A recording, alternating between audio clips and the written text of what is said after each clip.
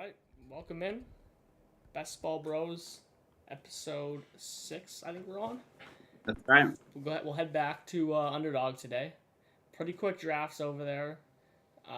You know, like the fast drafts, but over on DraftKings, definitely like the 20 rounds. So it's kind of I don't know. They each got their benefits. Those drafts take forever though. It seems.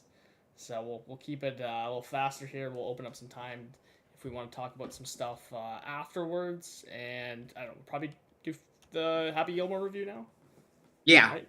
yeah, definitely. Yeah, we're overdue for it. So yeah, we will definitely end the stream with our review of Happy Gilmore 2. Yeah, for sure. So let's literally just hop into it. I'll get all this fired up. So is this going to be 20 seconds per pick or 30? 20. There's no such thing as a 30 on Underdog anymore. Wow. Yeah. So they're really. Interesting. I think they're leaning in because like DraftKings offers the. Let's see. What's going on? Doesn't like my location. Hmm. Maybe I'll like reload the. Maybe I'll have to go to a different browser or something. Okay. Yeah, I'll open up the chat here. We'll see if we got anyone rolling in here. Definitely give the stream a like. Subscribe if you're new. We don't preach that too much, but we are trying to get our subscribers up. So if you enjoy our streams, stick around, hit subscribe. Doesn't cost anything, helps us out a lot. Yeah, but feels good to be streaming again here. And let's see. Got anyone in here? We got one watching, so hopefully you guys will start to roll in here. Definitely have some news to talk about. It just seems like there have been like a million blurbs and news items coming out lately. I mean, things are definitely changing quickly. A lot of injuries too, it seems like. I mean, it seems like 50% of the players on Sleeper have some kind of like injury designation next to them. I've almost just kind of started tuning it out unless it really seems to be something serious. The Devon A-Chain one stood out to me because obviously not only being a high-profile player, but also the fact there's like a soft tissue injury, and some people probably just kind of consider him naturally injury prone just because he's a smaller running back. So it makes you a little nervous heading into the season. I think I only have like one share of him in Dynasty. But also we have a pretty big preseason from Ollie Gordon. Meanwhile, Jalen Wright is like, 13 carries for 19 yards in the preseason. And, Ollie Gordon's like, what was it, like 19 carries for like 123 yards over a couple games or whatever it was. So, I mean, I hate to read like too much into that because like, what if the line wasn't blocking well on Jalen Wright's plays and they were blocking well on Ollie Gordon's plays, just randomly, like not intentionally, not to say like, the line hates Jalen Wright or something, but just kind of the luck of the draw. I mean, there is bad luck like that. So I hate to read like too much into that, but it's hard to ignore, especially since Jalen Wright was kind of disappointed as a rookie. And Ollie Gordon's an unknown. I mean, he's definitely an intriguing kind of dark horse kind of prospect. He looked amazing in college one year and then he kind of fell off. So I don't know. It does have me questioning Jalen Wright a bit. Yeah, I mean, it's 2 weeks in a row now, not one. This is the same Yeah. deal last year. I mean, here's the thing. Like, if I could make any case for Jalen Wright, it would be, okay, yeah, he's kind of like playing, with probably their bad, like, linemen in. Like the good ones, though. Like, it's the good linemen, but they're, like, bad against, like, starters because the chain's not playing. So, like, Yeah. But, like, that's the issue is, like, if that's who he actually has to block for him in the real season is like this terrible O-line. So it's like, when Ollie Gordon goes in there, like he's playing against like guys that aren't going to make the team and are just kind of roster filler guys. So like, but he also has those guys blocking for him. So it's kind of this weird thing. But, But I guess if you kind of like maybe if you put Jalen Wright in that situation though, like he's actually in blocks. Honestly, like everything that I've ever seen from Jalen Wright, like to give him like, at least a little bit of a break, he's just had terrible blocking. Like honestly, he hasn't even had chances every time I've watched a game. Yeah. For Miami, he's got out there. So like, yeah, it's Ollie Gordon's interesting though, right? He was a top back. Yeah, maybe it's just a reminder, even if it's. I mean, we see all kinds of random performances from guys like dominating in third quarter, fourth quarter, these preseason games. So it doesn't necessarily mean anything, but it does at least catch your attention. The fact that it's 2 games in a row and he was kind of an interesting prospect. I mean, at one time, I mean, wasn't he thought to be like the next kind of like Bijan Robinson type, like the next He was great like like running back prospect coming out? he was like the favorite to be RB1 Right. this draft And a great class. running back class. Yeah. So obviously he fell from grace quite a bit from there, but is that guy still in there somewhere? So I don't know, just interesting. Yeah, I don't think we should panic about Jalen Wright. I mean, who knows? Like in Dynasty, like maybe it's even a sneaky time to buy low on Jalen Wright. Like he probably still is the RB2 to start the season, and we'll see how he performs. But yeah, maybe that offensive line is a bit of a concern It might just for kind of, yeah. I mean, like that back offensive there. line, got to keep an eye on that. That is not good if that's who Jalen Wright's been running behind. I think Jalen Wright's good. It's kind of like the Conrad Miller thing. He was looking pretty good out there today. I heard some reports. It's like Mhm. it's a good player, but maybe I don't know if they get out At there. the- There's kind of just like things around them that can't really make them succeed yeah. in this Dolphins thing. It's probably the O line. Yeah, and maybe you just need to be like an elite NFL running back to have a chance of like doing anything behind a line that bad. You And need to be maybe Devon A. AJ, Chain. maybe AJ is just that good. Yeah, I mean, I mean that's the kind of thing. If that line gets any better, I mean, he didn't really like break much away last year, and we know that's like, his whole Right. thing. So like, Right. he's That should tell us something. yeah, I should tell you something. We're on the clock here, by the way. We got autoed McCaffrey while I was fixing our browser because it was just bugging. Okay. We got like 10 seconds. Bowers, Ladd, Chase Brown, anything. Chase Brown. Okay, let's do it. We're starting. We'll go double hero running back. I don't know. Yeah. We had to choose quickly there, so reverse. we'll go Chase Brown. I'm fine with that. I'm fine with that. There's a lot of potential receiver values with these guys getting suspended. Yeah. We can load up real good on. I can't see the screen, by the way. Can you share that with me? Gotcha. Yeah, this whole time I've been. God, I hate these best ball sites. Like UI, it's so bad. It was like glitching out. Given if someone had like epilepsy, like they'd be like having a seizure. Like it's just awful. Yeah. What we're dealing with here. So yeah, we start out for anyone listening and not watching. McCaffrey auto picked at pick 7. That's where he goes by ADP, and then we get Chase Brown back at pick 18. Unusual. Yeah, I mean, what do you think? If we had the choice with the first pick, you think we probably just would have like taken best receiver on the board? I mean, it's tough. Like, I mean, I think CMC is an awesome pick this year. Obviously, like it would have been. Oh yeah. For structural reasons, I think you would definitely say like Neighbors, Nico, guys like that. Yeah. I don't know, yeah, RBs. Like I feel like I really like starting with an RB on DraftKings. But here's what's interesting. I've been doing a startup, kind of like a home league one, and it's Underdog settings. It's just 0.5 PPR, no anything else. It's just exactly how it goes Underdog. I know it was a really good year for running backs, so it's definitely going to be skewed. But I even look back a couple years.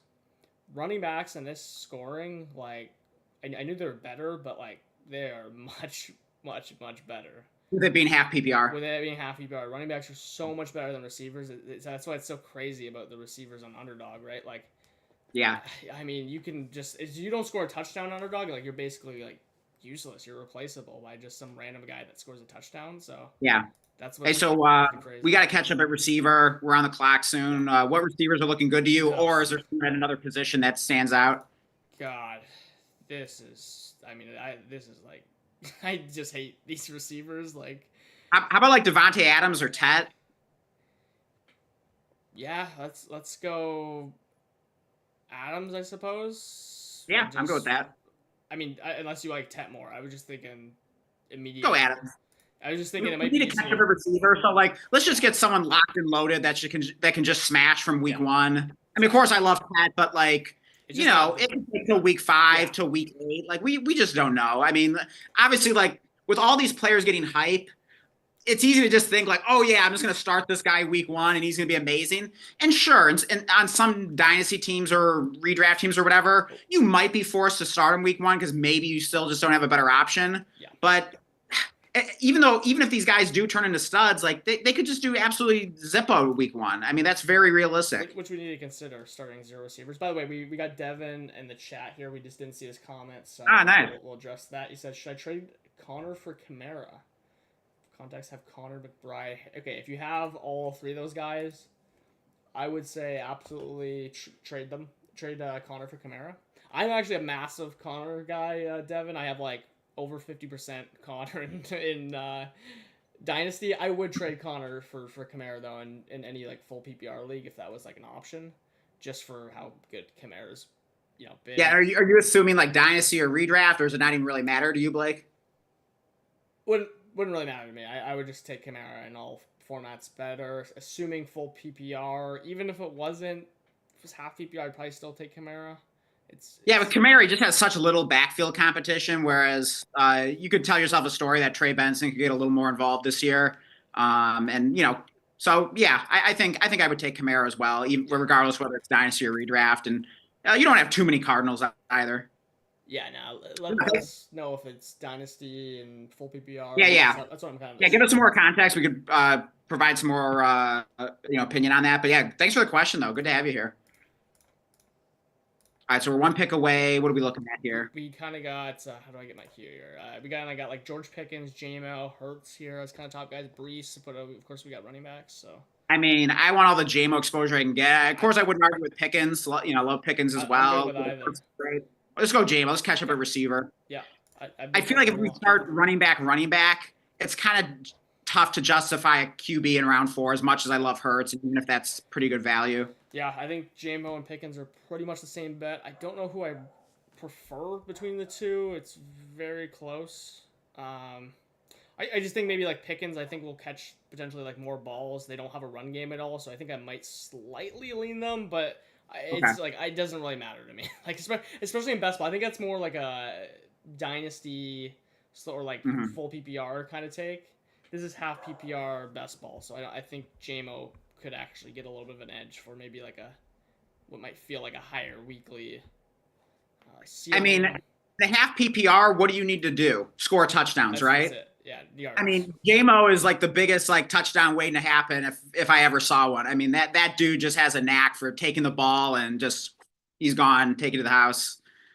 So yeah, I like JMO in a half PPR. I think that makes sense. Yeah, man, I'm looking at ADP. Unfortunately, sorry for the barking dog in the background. Henderson is really skyrocketing up. I mean, he's been a guy. I remember we've been on the clock like quite a bit on these streams, and it's been kind of like Henderson and Harvey are like. I think Harvey was ahead of him at one point, and I feel like we've taken Henderson every single time. Yeah. I mean, I've clicked Harvey actually quite a few times. I feel like, but I'm kind of all bought in on Henderson at this point. Yeah. I mean, maybe I'm just like falling for the hype. Maybe I'm a sucker, but I'm bought into it. Yeah. Luckily, like I have not let like the noise around. Like I've been clicking Henderson. What feels like any draft where he's basically just like on the board in the realm of any of my like kind of drafts I've been doing on my own. So, at least I got some shares before he is now just like skyrocketing. I mean, he just went ahead of Brees Hall. So. Yeah. I mean, I don't even think that's crazy at this point, right? We can talk about Braylon Allen. I mean, it's seeming more and more each week that they want to use Braylon a ton. And Isaiah Davis potentially on like 3rd down and 2 minute. So basically, the comparison Ron Stewart just made on an episode I just watched is that Brees Hall is kind of like James Cook, but on a bad offense. Yeah, I mean, that might not be like. All right, what are we going with here? Let's go Waddle. I like Waddle. Okay. Yeah, I'm fine with that. Like, I haven't been betting on really. I haven't known what to bet on here, and it's not Tyreek Hill. So let's just. I think like Waddle's like a guy that I should be betting on, but like I'm so like turned off by the past season. It was just so bad. But not only is Jonnu gone, now you have the soft tissue injury for A-Chain that we were just talking about, and who knows? Maybe it's nothing. Maybe A-Chain plays week 1 and he's awesome, and it's a non-issue. But just on the off chance that this is some like injury that ends up like lingering or re-aggravates. I mean, this offense has to go through someone. Like, why not Jalen Waddle? So, I mean, maybe it's just because I bought a share of him in Dynasty and it was my first share, and now all of a sudden, like, oh, love Jalen Waddle. Now all of a sudden, I have this rosier view of him. But yeah, I don't know. It sounds good. Yeah, I mean that's certain. There's got to be a term for that. Like when you Yeah, get a player, like right. I don't think that's happened for me for Pearsall, but like it felt like pretty. I was like, okay, at least I got like a Pearsall share. It's like, Yeah. I don't think he's like that bad, like awfully priced now, like at this current moment. In Mhm. fact, like in Dynasty, yeah, he's really seemingly came down once all the rookies were input in kind of in the market. Mhm. But pre-draft, I was just so far out, it wasn't even funny. Mhm. Now you got like the Jennings stuff, so it's like, yeah, I mean, it's kind of, it felt good getting a Pearsall. Golden just went, man, that's a guy. I can't believe Ibuka's still sitting there. I mean, I'm sure he won't make it to our pick. I mean, that'd be amazing if he did. That's Be an easy pick. okay. Golden still picked 70. Like that's another guy that like I think every time we've done a draft, we've taken Reed or Golden every single time. Mhm. And yeah, when I've been drafting myself, like I'm picking one of them, and I've been taking Golden like one spot ahead. So like I'll even draft both of them for best ball. Man, yeah, it sucks seeing him coming up the board here. We're back up. I have not been hating Debo all of a sudden. I don't know why. Pacheco has been a little more interesting. Burrow's behind ADP. We don't really have a reason to draft him. What do you think here? Addison? Is there Addison there?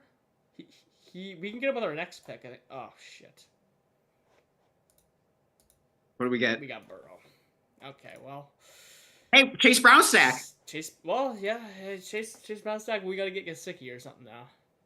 All right, we can do that. Yeah, like nothing looked good there suddenly. I think we got like sniped on some player. Oh yeah, because we got sniped on a Dunze and a Buka, and because there were there were players that I liked, and then all of a sudden they were all gone. And yeah, so I agree. Like Addison's like actually my pick there as well. Yeah, I was just like, oh, like we're taking them like a round ahead of ADP. Right. Like we're probably I mean. I think Burrow is actually probably the right pick then, because if we're reaching that much and we don't like anyone else there, then that's probably the time to take a quarterback or tight end. Yeah, because it's just like we know we didn't get the firepower as far as capital round one on our receivers, so it didn't feel amazing getting a guy who suspended 3 games and reaching a round ahead of ADP. Right. Though I would still draft Addison if he falls here for sure. Oh, 100%. Yeah. So, yeah, I mean, maybe we should start Jennings here as well. Yeah. Let's definitely like queue up some players that look interesting. I'm down for Reed. Like, I don't hate Reed. I mean, like he's kind of discounted at this point because of the injury. Yeah, like man, I think kind of maybe my take now. It's just been, I don't know, it's been all over the place, but like not changed at all at the same time. I just haven't really known what to do with them. Yeah, same here. I think like I'm buying them on these best ball platforms, and I'm just not touching him at all, or like trading him, or like my 1 or 2 shares that I randomly have of him in Dynasty. Though I guess I would though if the right price came along right now. Sure. Yeah. I mean these half PPR best ball sites are the perfect place to get them. So cheap. Yeah. I'm not hating Michael Pittman. I just took him in it's just like a free redraft league that Randy invited me to. Okay, but we're 1 pick away here. Let's start talking about it. Up,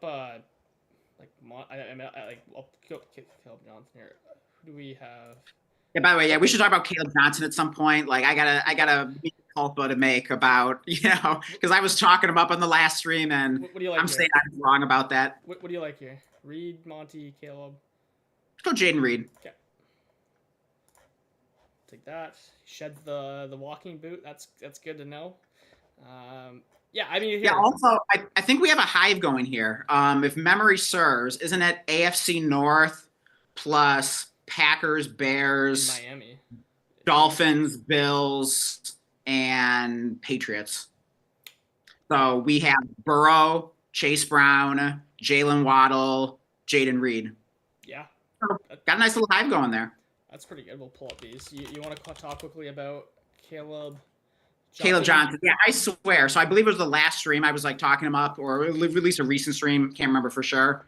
Ever since I talked him up on stream, I've been hearing just nothing but like negative report after negative report on him. Just like everything you don't want to hear. I mean, in fact, at this point, it sounds like he's like now basically like third on the depth chart. Now, maybe that's kind of meaningless. You know, he's behind Kenneth Gainwell. Like, yeah, I'm sure he's going to surpass Kenneth Gainwell at some point. It's not like I'm that worried about it. But just the fact that a third round running back is behind Kenneth Gainwell and like third on the depth chart, and they're saying like, I heard a report saying like his pass protection's bad. And they're just like not going to use him on third down. And like Jaylen Warren's the starter and he's kind of like the guy right now. And everyone's drafting Jaylen Warren really early on, like in redraft drafts. I'm just feeling at the minimum he's going to start the season slow. I still think he's an interesting player. I could definitely see him getting going at some point and being really interesting. But like, I mean, if we're talking Dynasty, I'd rather just sell my shares of him now if there are still believers left after all these negative reports or if they're not aware of them. And I'll buy him low. Maybe I'll buy him low early in the season because I just think he's going to start the season really, really slow. It's a bad offense. All of a sudden, it just seems like there's not a lot appealing about him. So it's amazing how quickly like my perspective. Your perception is like exactly what I've been feeling. It's not like I don't like hate Caleb Johnson. I mean, neither do I. I really thought early on when I was looking at him versus Hampton, I just didn't see any reason they should be comping the same tier. It made no sense to me knowing about their skill traits. We're on the clock. Let's figure this one out. Yeah, talk about it. Pittman's there. A lot of people are taking Jaden Higgins early. I don't know if I'm totally buying it. I like Pittman more. Makes sense. I like Pittman more. Yeah, I mean, do you like anyone else? ETN, Dobbins. I like Pittman more. Yeah, let's go with Pittman. I still feel like we have Brown to make up at wide receiver. He can be very sneaky. I mean, I think Josh Downs just got injured, didn't he? Yeah, I mean, he's always he got a hamstring. He always seems to be having some kind of injury pop up. Like these, you know, a lot of these players. There's certain archetypes of players that just, you know, it's a Marshawn Lloyd's, and I mean, he's always dealing with an injury. Pittman, I mean, I think it just felt good to see him finally in a game. I really liked Pittman last year in like full PPR, just like stuff. Which was just like awful, terrible pick. But I mean, he's been good. He's been really, really good. Yeah, I mean, he wasn't healthy last year. The Colts were a disaster. I mean, broken back. He literally had a broken back, and he was playing through it. So, and before that, he was like a good receiver in fantasy, like year in year out. So he's only like what 27 or so. Like, yeah, I'll take some Michael Pittman. Yeah, I don't want to throw it completely out. It's like we do know Michael Pittman's a good fantasy receiver, a good real life receiver. It's maybe the ceiling 100% is capped. He's not this huge spike week guy.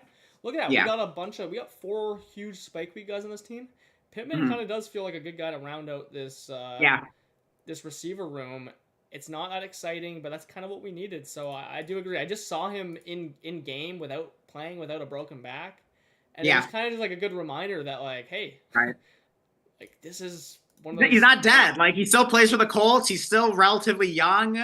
Like why couldn't he just go right back to being something close to like what he was 2 years ago? Like I don't think it's that critical. I mean, someone might point at Godwin here, but I think the difference is like, okay, Godwin.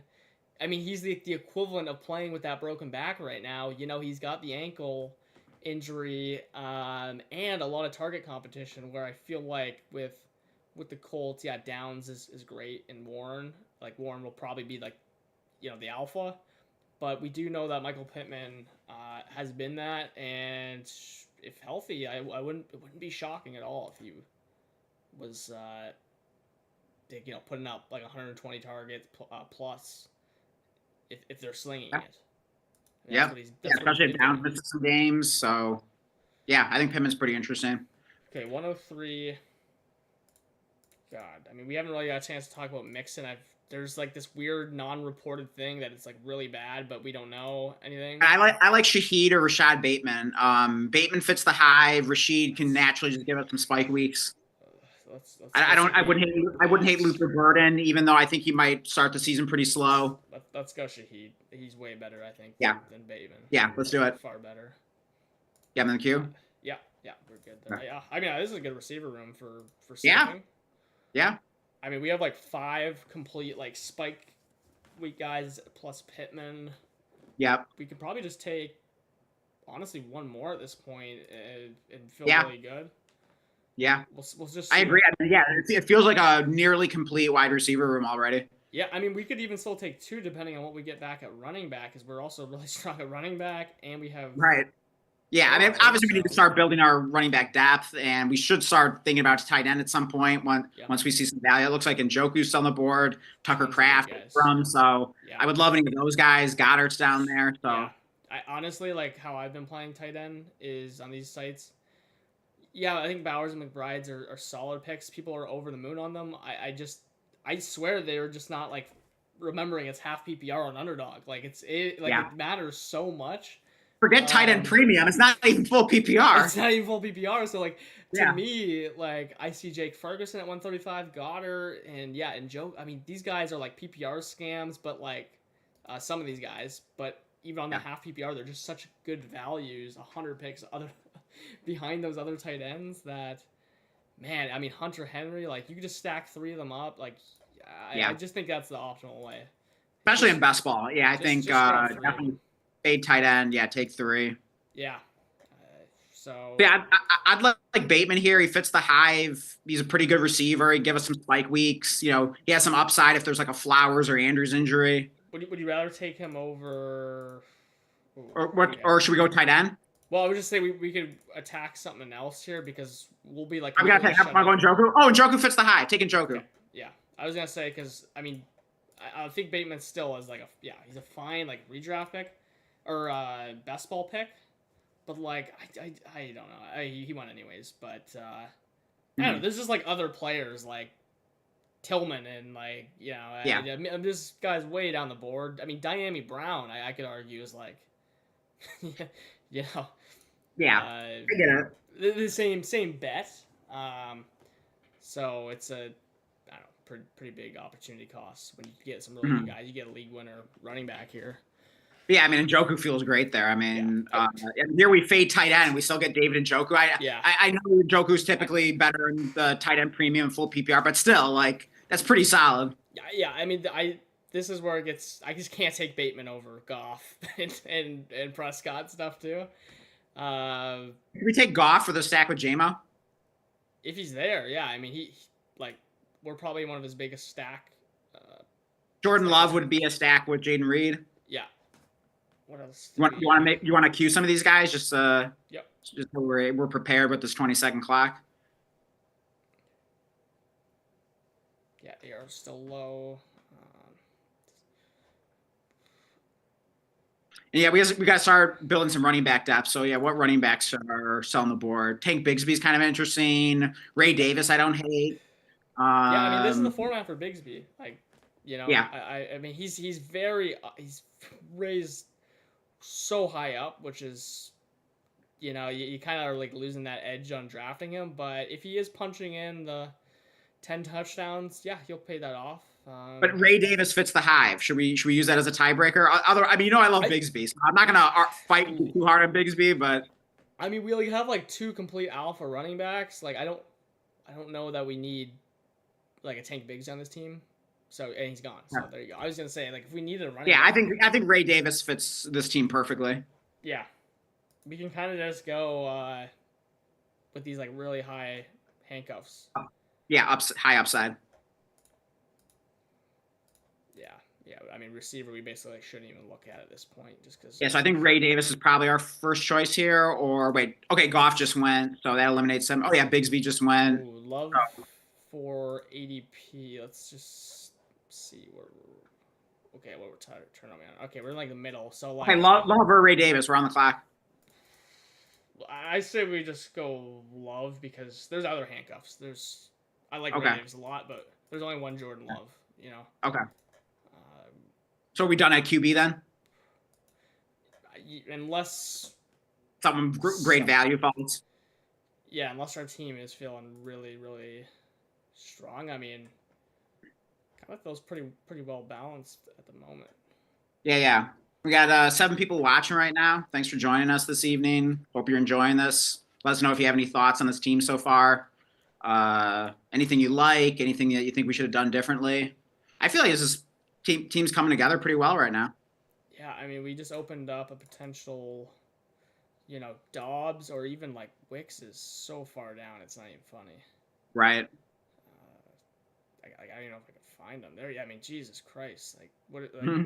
where's the Wicks truthers went? Like, it's like they just I switched know, up. right? Where did they all go, right? It's like I And just how hilarious would it be if he like has the breakout this year? Like no I one's expecting that. dude, I just feel like I'm like the most like on this whole Wicks situation. How on depending on different players, he might be on one side of the spectrum or the other. Like this Wicks one, I've just been in the middle of like, hey, he was like, guys, like he was way overpriced last year. Like it wasn't even funny how overpriced he was Yeah. as a wide receiver 4. I get the breakout thing, but my God, like, and then this year it's like, dude, he's way underpriced. Like he's in the exact same bet as last year. Right. Right.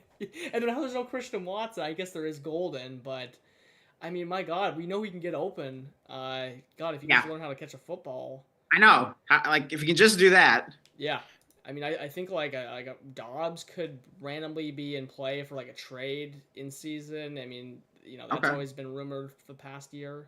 Yeah. If Wicks takes a step, I mean, they got Savion Williams and stuff now. It's just it feels like a guy could randomly be on the move like that. Yeah. Also, I heard Christian Watson like actually might come back early. Am I making that up, or did I read that? Yeah, that would probably be why Wicks' ADP would have to be so low. It's the only thing I could even imagine is people thinking about that. Yeah. Ferguson is there. Yeah, we're on the clock. I feel like he's just the best tight end like on the better than Goddard. I mean, I like him more than Goddard. Yeah. Okay. Like go for like just like touchdown. Yeah. Upside, good offense. Good passing offense. Yeah. I like that. If it was a tight end premium, I think Goddard really closes the gap. For some reason, I don't even like. That's just he doesn't feel like a big touchdown guy to me, Goddard. Yeah, that's probably fair. Let's see. Christian Watson likely to open the season on the PUP list. Okay, so he'll miss at least the first 4 games of the season. Oh, here we go. Christian Watson could return around week 5. Wow. Packers coach Matt LaFleur said Tuesday that Watson likely will begin the regular season on the PUP list, but will be, quote, chomping at the bit, end quote, to return. Matt Scheidman of The Athletic report. So, yeah, that's what I was referring to. So, kind of interesting. I thought he was just basically going to miss the whole season. So, that's surprising. Yeah, I mean, that's pretty optimistic. Like, week 5, I think. Especially, just like when you were reading out the end of that quote, he'll be chomping at the bit. That doesn't mean that. He'll be wanting to be out. That doesn't mean he will. Kind of was maybe like a timeline's kind of like that Kyler Murray, and he ended up coming back week 10. I mean, even Hawkins. Yeah, that's probably more realistic. But just the fact that he might actually return at some point this season is a little surprising to me. Yeah. Hawkinson, I think, came back like week 10. He had great reports too, and sounded like he came back earlier. That's probably a pretty realistic timeline. Yeah. I'm seeing Dylan Sampson. That would be he would fit the hive. Yeah, I mean, Judkins is he's out of the hot water now, and I assume he'll sign a contract soon. But I still really like me some Dylan Sampson. Yeah, I had him queued. He just went, unfortunately. Dobbs is still there. Hey, Demario Douglas would fit the hive. Like, I mean, if we wanted to like just end receiver with him, he's kind of safe too. Yeah, I mean, and there's actually even Kyle Williams there. I don't know, like what you're. Tillman fits the hive as well. What do you want to do? Tillman, yeah. I'll go Demario. Let's go Demario. Yeah, it doesn't matter to me. I mean, Kyle Williams obviously feels higher upside. Like, you think we should go for the sky or just kind of Demario's gone. I'm not feeling Kyle Williams. Gotcha. Okay, we can remove him, but Tillman and Douglas just go. Yeah. I mean, we could try to get. But what running backs are on the board? I think we got to go a running back here, because there's always these Torrey Hortons and stuff later. Yeah. By the way, it's like, come on, cross. Would Garendo make any sense, or should we avoid that with owning CMC? Oh yeah, I guess we should. You want to just like go like, I don't know, like Rashad White or Algier here or something? Yeah, want to do Algier? Yeah, we got him queued up here. All right. Yeah, that'll just give us some big upside, and if there's ever a Bijan injury, Tyler Algier is never a bad pick. He just like randomly punches in a touchdown or two as well, so I mean, we don't need to rely on him on that at all. We're cooked if Chase Brown or CMC go down anyways. So unless we get an Algier. Yeah, maybe that's what saves us is that Bijan also goes down, and then we have Algier, and that saves the day. So yeah, looking at backs, I mean, I'll even put Dowdle in here because I think he's like a pretty fun Yeah, I hear like receiver. he might be the third down running back for the Panthers. Yeah, I like him. I mean, I really like Will Shipley at his cost. Like, God, why? I don't understand. I know that like it's because Saquon, but if Saquon were to go down, man, Shipley, like I really think he'd be Mm-hmm. awesome. So I mean, yeah, I got him queued for down the board. What else are we looking at here? So we I got mean, wait, go back to running backs. I feel like I saw some possible Hive players. Oh yeah, Jerome Ford, and was there yeah. another one? Maybe one just got taken. I mean, Not there's sure. Wright and then Ollie Oh yeah, Gordon. right would be a Hive. Let's Oh, check Keaton this. Mitchell. That's the one I was thinking of. Keaton Mitchell. I think he got a little banged up, but still love Keaton Mitchell. He just seems like his arrow's pointing up. He's had a nice Yeah, preseason.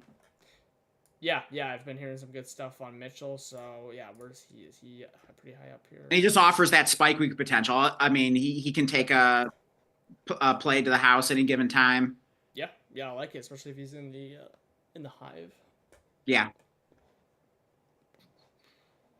Yeah, I mean, I don't know. Yeah, Rashad White's an interesting one because like if he is the backup, like he's an awesome pick, and he's Yeah. like standalone value. But if like, I mean, we also really like Sean Tucker, so it's like I don't know.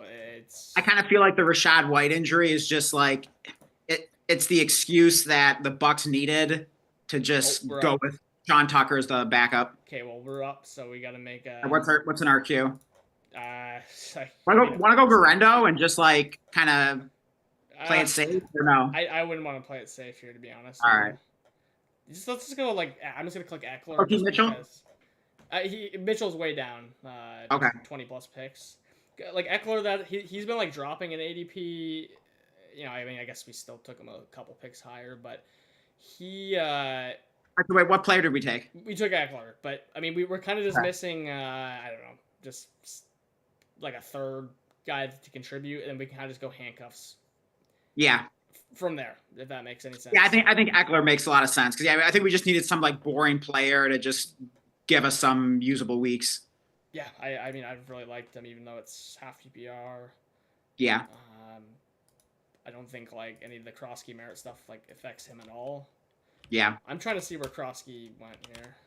I mean, obviously he's rising up massive with the news today. Let's see who. Yeah, so the news is that the Commanders have been shopping Brian Robinson. Yeah, and I guess there was no taker yet, or like not much interest. So I mean, I don't know. Who knows what they were asking for him? But he went pick 135 this draft. So 25 spots ahead of ADP, and he had already been rising a ton. Let's see real quick where that actually was in the draft. Like what round? Round 12. 12-3 he went. So ahead of... Yeah, he was basically just going with like the Ray Davis and Trey Benson stuff, which I honestly like... Yeah, I mean, that's pretty bullish to get Brian Robinson on the trade block there. What do you think about that, Dan? What do I think about the Commanders shopping him? Just like, yeah, that and then the kind of fantasy... Oh, taking like Krosky Merritt. Wait, how far ahead of ADP did he go in this draft? He took him at 12-3, you know, for example, ahead of Ferguson and right beside Ray Davis and stuff. Okay. Yeah. I don't think it's crazy. I mean, it's just kind of like, which player do you like? I mean, they're both similar high upside handcuffs, talking about like Ray Davis and JCM. If you want to compare cross positionally to like a Jake Ferguson, yeah, Ferguson's much more of a sure thing. He's the starting tight end on a really good offense. So maybe that's a little bit of a stretch, but I can see it for the upside. So I don't think it's like nuts. Yeah. Hey, we're about to be up here. What do you like? Tapping our running back? Shipley? Isaiah Likely would be like a fun upside swing because, I mean, are people avoiding him with the injury? Like, what if he just gets back healthy at some point and, you know, he hits the high as well? Yeah, I haven't clicked him, and he's been dropping. Sorry, 1 second. Gotta get my dog. Yeah. But yeah, I've always been a huge Isaiah Likely guy. I just love the weekly upside he presents. I mean, we've seen some massive games from him. Of course, everyone remembers week 1 last season where he just like went off in the primetime game. But he had another spike week. I can't remember what season it was, but he's definitely capable. He just seems like a good player. Of course, if there's an Mark Andrews injury, like could be likely to the moon. So yeah, Yeah, I mean he's been he's kind of getting grounded. forgotten about with the injury. So it's like maybe Yeah. this is the time to go and buy some.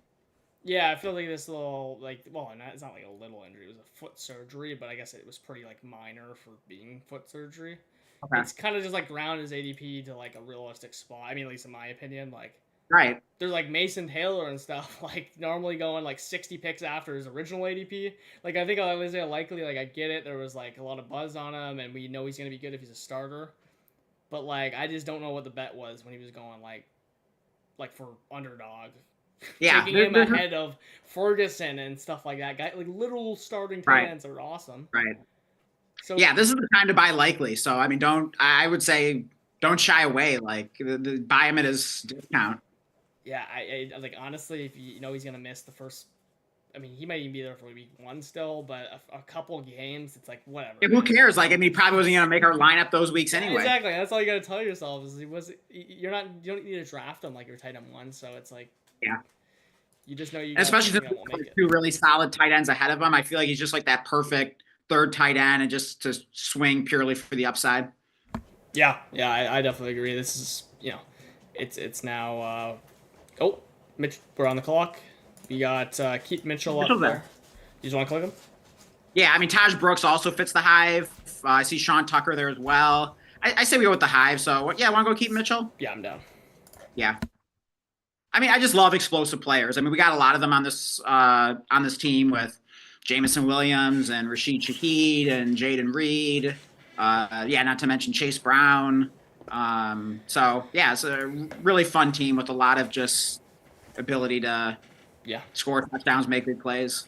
Yeah, I mean, like Mitchell, he's looking good now. So yeah, I think it's a good sign that he might have a role and is now a pretty good pick. Even if you got to take him a round or 2 earlier than what you had to before, it doesn't really matter to me. It's for sure. So we are now at 3 tight ends. Man, I mean, we feel like we have a pretty rounded room here. We've been kind of neglecting receiver again, which is fine because we have 6 pretty good ones. I guess we should probably. I mean, honestly, if we finish with this running back room, like if we did, I mean, I have like Giddens highlighted as a guy I'm pretty interested in. I mean, I'd be tempted to just keep leaning into the hive with Taj Brooks. Of course, I mean, Sean Tucker. I mean, you just know how much I love him, and it seems like he's really given a chance now. So I would probably lean toward those guys. I don't know if Isaac Tesla would fit this team, but like he really looks good. I just feel like somehow he's going to find a way to produce. So I don't know if like maybe taking him on this team would be betting on a St. Brown injury maybe, because it does seem like he might be Tesla negatively correlated with JMO. So I don't know if it fits this team, but. Yeah, it does feel weird with JMO for sure. Like those guys seem to be like. Oh, and Tesla just went, so so did Cooper, who we also like. Yeah. I'm thinking either Taj Brooks or Sean Tucker personally. Let's see here. I'm just trying to figure. Yeah, I mean, honestly, like I mean, I guess the Tucker one, man. I mean, I like him. Ollie Gordon would fit the hive. I just wouldn't take him ahead of Giddens. Like I would take Giddens ahead of all these guys because we know he's the backup. Like he's basically been locked in. I'm fine with Giddens. I mean, I really like him too. And Tyler Goodson got hurt. Whatever that's worth. I don't know if we were that worried about Goodson, but do you like an AD Mitchell or something better? I mean, he's been getting a lot of buzz. Or any of these receivers. Okay, well I think Giddens is there. I mean, I really like Brooks and Tucker, but like. I mean, we just know Giddens is the backup right now. Like as far as the information we have. So and he's pretty awesome as far as like his skill set and stuff. So I think he's kind of just Sean Tucker and Taj Brooks, but I mean I don't know if he catches passes. That might be like one hole in his game. He does. Okay. Yeah, he does. I don't think he's like super strong at it. It's not like a Woody Marks type ordeal, which no one is. Right. But he has the ability to catch passes. Okay. 100%. That's good to hear. I just can't believe his ADP. Honestly, I have no idea why it's 211. Like I'm surprised Kyle Monangai is still here. Yeah, and he's been getting a lot of buzz as well. I mean, it's weird though because all of a sudden now I'm hearing about Roshan, who I hadn't heard about a lot, and it's like, Oh yeah, he's got some specialized role on the goal line and pass catching or something. So it's like I'm over Roshan Johnson. Like, I mean, like, come on. Like, do we really still think that's gonna happen? Like, come on. Like, give it up. I mean, yeah, what? I have no idea, but he did pound a bunch of touchdowns in last year. I mean, maybe that's just kind of you're looking at the same role. Yeah, he was like a dude. He was just smashing in. He'd have like 3 carries for 2 touchdowns every week. It was like at some point. He was We're on the the clock here. Graziata. Yeah, do we? Ugh, we gotta take something real quick here. Josh Brooks. Tucker. I mean, we could go stack with Yosivas. I don't know if that interests you at all. And Taj Brooks. Taj Brooks. Shit. Oh, we got auto pick Taj Brooks. There you go. I mean, Let's go. we did not need another running back, so Oh, God. we Hey, come on, just burnt a pick. Honestly, oh man, yeah, we messed up. That was our last pick, and we took a 7th running back over a 7th receiver. I mean, we're gonna need these receivers to be. I mean, that's a good receiver room. I'm not too worried about that. Yeah, I mean, hopefully. Okay, we got Blake, half PPR. Half PPR. Half PPR, but we got to remember, we actually got to advance this team. We got 2 guys on week 8 bye weeks. We got 2 guys on week 11 bye weeks. So we're gonna be, I mean, if we get an injury, we're messed up. Like we're down bad. So are there any good receivers left on the board? I mean, define good. I mean, there's interesting guys like. Guys that could get some. Honestly, like Jalen. I've been really coming around to Jalen Royals because he actually has looked good. I don't think he's like. I think he's like more of a dynasty pick, not like a redraft. But here's the interesting thing. I didn't care about him at all, even liking him a little bit more than I ever have, because Rice was going to be suspended right away. But now, if Rice isn't suspended right away, like that's the most pro Jalen Royals thing ever, because now he's had a chance to not be a rookie week 1. You know, and then it's like he won't be a week 1 rookie in week 8. He might actually have established himself, and he looks pretty good. Yeah, I just realized Taj Brooks is like, we have Chase Brown, so like that probably makes the pick even worse. So God, yeah. I don't know how that pick came up so fast. I mean, I know this is a really fast draft with the 20 seconds, but man, like somehow we just weren't prepared for that one. Yeah, I mean, Yosivaz is gross, but we should have taken just like any receiver there. Right. But learning lesson. Yeah. With our. I mean, it's tough. These 20-second clocks are tough, especially when you're streaming and you got 2 people here trying to get on the same page and decide on something. It's tough. Yeah, I'm not. Well, I've been taking actually a good amount of Chase Brown in these best ball drafts, but I'm not used to having like Chase Brown on my rosters. I'm normally just clicking Taj Brooks as well, no matter what, on all these teams. So. Yeah, I gotta get used to having a Chase Brown on. I mean, it's just he's not been on any of my rosters, but looking like a good pick this year. So I've been trying to compensate a little bit with these redraft teams and stuff. Yeah, for sure. So let's see. Was there a topic we were going to discuss after the stream? Let's see. Last stream we talked about potential league winners. Like what are those like 8 players that you want to get in, especially like in your redraft home league? Was there another topic we wanted to talk about this evening? I'm trying to remember. There I know cheap that we had discussed veteran production. Cheap veteran production. Yeah, you want to talk about that a little bit? Yeah. I mean, I don't think there's a better way to start the conversation other than Keenan Allen himself. Oh yeah, we'll talk about this more in a dynasty setting, I believe, right? And I mean, I don't know. Again, they'll cross over, but like in redraft, they're just gonna be like some borderline waiver wire guy probably. So you get the point. But in dynasty, I mean, these guys could be in your deep start 11s in your flex every week. Like I had Keenan Allen in a flex that I made the finals, and he was like tearing up the flex. It was insane. And man, I mean, I've seen a lot of negativity around Keenan Allen signing with the Chargers, like that he's just that he's. I think it's just like the coping for the receivers. I love KLS, and Trey Harris was a 2nd-round rookie, so I think it's just a lot of people wish casting those guys into week 1 starting production. was Right. like Keenan Allen was the most efficient. By the way, he actually had a higher yards per route run on the outside last year than he did in the slot. I had no idea. So they can, I mean, at least there's a little bit of confidence we can get that he'll be bouncing around, maybe playing Yeah. close to 100% of the snaps or whatever. I mean, Quentin Johnson just got hurt as well. So, I mean, I really think like Keenan Allen, you're like full PPR, any format, but especially in Dynasty, I had just kind of like sneakily and like not even fully realizing I got him in 4 extra leagues this offseason. I think I have him 5. Nice. We just got him like for free. Like no one cared about Keenan Allen. We knew he was gonna sign somewhere. That was the funniest part. I should have like even been more aggressive to just Right. knowing he was gonna sign somewhere. I just didn't know it would be the Chargers, which was like in my opinion like an optimal. Yeah. Like he's literally played He's years there. productive for so many years there. It just seems like it's like the safest bet ever. He comes right back there. He's playing with Justin Herbert. Like, I mean, it sounds like, I think I read a report saying like, oh yeah, they're picking up right where they left off. So like how he that. There is nothing more I would want for any landing spot, especially like a receiver, than to just land back to like their original team for like a decade plus. So I don't need to say much about Keenan Allen. Like we know what he is in full PPR. Like he could be the biggest PPR scam ever. I actually went to a game in 2023, just a season ago. We've removed the last one. I mean, he had 18 catches on 20 targets.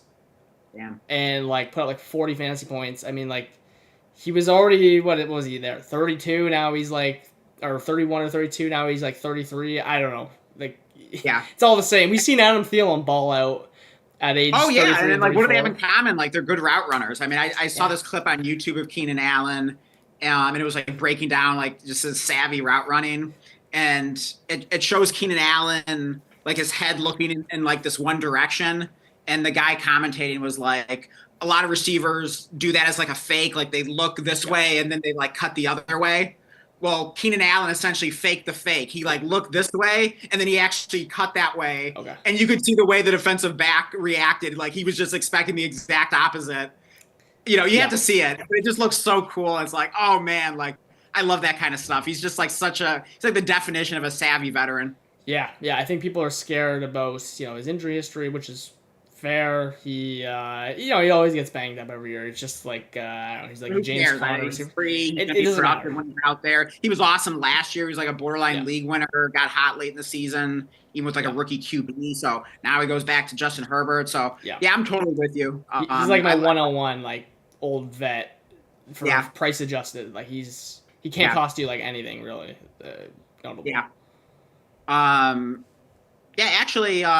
Hey, would it be more fun? Should we actually like do a draft of like our favorite, like cheap, productive players in Dynasty to acquire? And we could, here, can you pull up like, I don't know. Well, I was gonna say pull up our DMs, but like I don't know. Is that like could there be like a message there that like I don't read or anything? I don't think like, so. But we can just pull up. Hopefully like we're not like trashing like some league mate or something. I don't think so. But we can just pull up a sleeper mock draft and then just draft. Oh, can we do it that way? Okay. Yeah. I was gonna say we could like make our picks like via gifts, but yeah, like, we could do it this way. Let's just so can you, like, pull them up. Invite me to this, or you'll just make the picks for each one. I'll just make the picks for each one.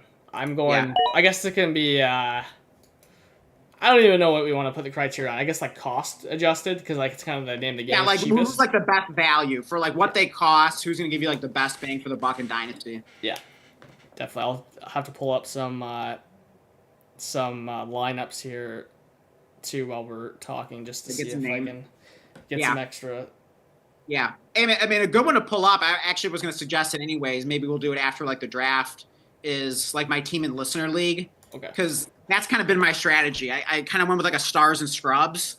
And so like half of my starting lineup, but also a lot of guys on my bench too, are just like all these like cheap veteran players that I just bought for like, a third, a fourth, fab, like some roster cloggers, just bits and pieces, just throwing crap together, and just investing very little. And I just got a lot of really nice players that should be very productive. So I've got a lot to choose from. I even like kind of like made a list here of guys. Okay. So I'm just thinking of like, who's my pick going to be at the 102? Um, I mean, we did already talk about Michael Pittman, but I mean, I think you could make like a good case for him here. Um, yeah, let's go Michael Pittman one time. I think he just deserves to be there. I mean, he's just been so left for dead and forgotten about. Um, there's, I mean, I'm sure there's some managers out there like, oh no, like I need a second for him or whatever, but You like, can't get a second for I'm him. sure if he costs a second, I mean, maybe a Yeah, fake, or maybe you have to pay a late second, but you get something kicked back, like whatever he costs, like it is going to be a good deal, I own a probably. couple. There's no chance I could get a second for him right now. Like there's no chance. There you go. It's like There you go. yeah, Yeah, it's send what, like a third and a fourth, a third and a roster yeah. clogger, throwing some fab, like just whatever you got to throw at the guy, but like it's not going to be that much. So Yeah, assuming you could acquire him for like what he's actually like, what people are actually willing to pay out there, yeah, and nothing more. I mean, he is a pretty good like just slot into your like one of your last flexes.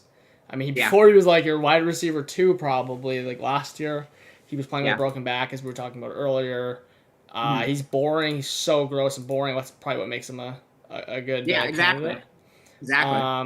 I gotta throw another one here for cost adjustment because this guy costs nothing, man. He costs absolutely nothing. This has been one of my Yeah, favorite guys this offseason.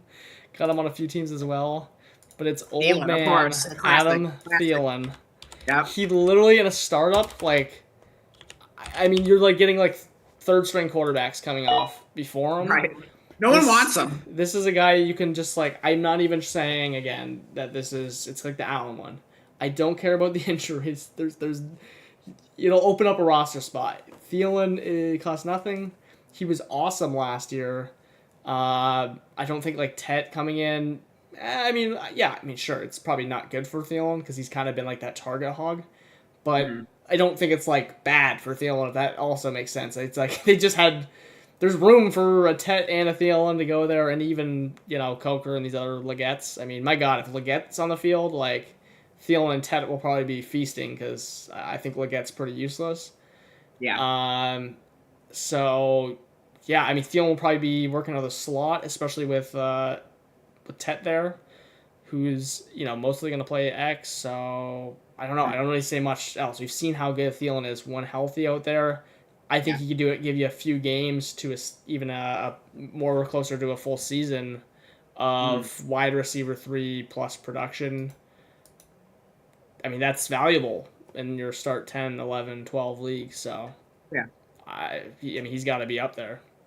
Yeah, he just keeps doing it. He keeps defying the odds. So I'm just Yeah. gonna like believe it until he stops doing it. So I love Yeah. it. If anyone's saying like I don't believe it or anything, but like you're gonna acknowledge his points, like if you can get him for nothing, and there's What's the bet? like he owes if he goes on IR or like sucks or something, like you can just like cut him. Like you're just freeing up a roster spot anyway, so There you he's a go. pretty easy like cuttable guy, or like might actually just be starting him every week. So it's kind of like I want players like that where they're free Yeah, and you know what you got. So yeah. oh, So I'm up here at the 104.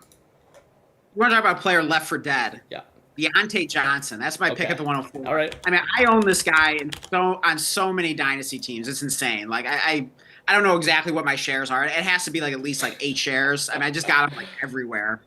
yeah. I mean, I've gotten him for a fourth. I've gotten him for a fifth. I mean, he's just like nothing. Like no one wants him. They're just like, yeah, just get this guy to my face. I don't know why the hate is gone this far. I understand. Yes, last year the second half ended up being a disaster, and he kind of just like turned into Antonio Brown, like taking his helmet off, kind of thing. He refused to go to a game because it was too cold. Like, I mean, yeah, got kind of He's playing in last Cleveland. year, I'll admit. But hey, like this is probably his last chance. Like if he messes this up in Cleveland, he's probably going to be out of the NFL. Yeah, But let's not forget, prior to the second half of last season, when Bryce Young started the season so awful, but when Andy Dalton went in there, Deontay Johnson heated up. He was putting up like 20 plus points a game for what was it, like 3 out of 4 weeks. I mean, he was starting to look like damn near league winner. And then he gets traded, and then everything kind of spirals downward. But we know he's an awesome route runner. The Browns love to throw the ball. At worst, he's like the wide receiver 3 there. He's probably going to play in the slot. I mean, this guy's probably going to earn targets and catch passes, and assuming he's got his head screwed on right, at least enough just to for one more season here. So Yeah. I love getting him for nothing. I mean, this guy was worth like easily like a second plus like a year ago, and I mean He he could be was, good this yeah. year. Going into last year, like you would need to hit at least 2 seconds to get him. Like, I mean, the hype Right, was out of this world. So, yeah, I mean, like he just fits the bill. He costs nothing. If you have to yeah, pay something notable for him, like you're probably just not going to do it anyways. So it doesn't really like, right. you'll just go to a different league and get him for free in there. So Yeah, I mean a fourth at the most. I mean, okay, if you had to throw in a roster yeah, clogger who's cuttable, fine, but like that, yeah. yeah, I that's mean, the if you're like a contending team and you're like sending your four, I mean, like that's worth like basically nothing anyways. yeah, so So. especially as a late fourth. I mean, yeah, give me Deontay Johnson. Yeah, and then yeah, same for like kind of like Thielen and I mean basically I think of things. It's just he's like a younger Thielen bet. Like Hey, it could be just just like a younger Thielen, basically. it's just like he might Antonio Brown it mid game or like not go off, Yeah, but like whereas Thielen might just like get hurt or something. So they're kind of like the right. same guy, but Yeah, Deontay Johnson's basically same bet. Yeah, way younger.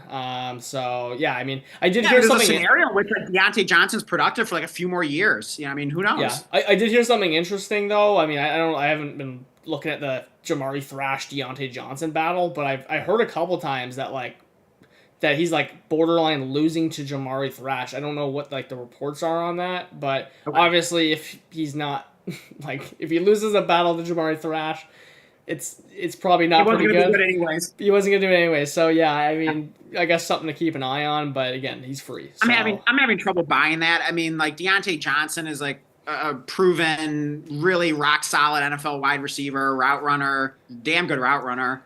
Jamari Thrash has proven absolutely nothing. So like yeah, I have a hard time even believing that. yeah, I gotta assume at least week one, Deontay's winning that job. Yeah, So yeah, I'll bet money on that. yeah, man, I should have been You're about thinking. five here. I should have been thinking about my pick. Let me just do a quick scroll here to see. I Yeah. got a couple names in my mind. All right. I know I'll see something here though that Oh yeah, for sure. that gets me going here. I mean, just think of some of the players on your Yeah, dynasty that you like buying for cheap. I mean, I'm trying to think I'm of trying to keep it like really cheap because like yeah, James 'cause, like James Conner Conner would too be like. expensive. Yeah, exactly. I mean, that's Yeah, the thing with James Conner that I'll certainly admit this year. Like especially in starts, he's going way earlier than he's ever went. These like especially the last year. yeah, Last year he was left for dead in every startup, and I cleaned him up in every startup. And right. that isn't exactly the bet that I love. So like now you do gotta pay the price as if he's basically just a really good veteran running back. So I can't really, uh, pump his tires up too much as a value. Like Yeah. he's just appropriate priced, appropriately. Oh, I got a good one for you, Blake. Oh, I found my one. That was like, but it's Austin Eckler.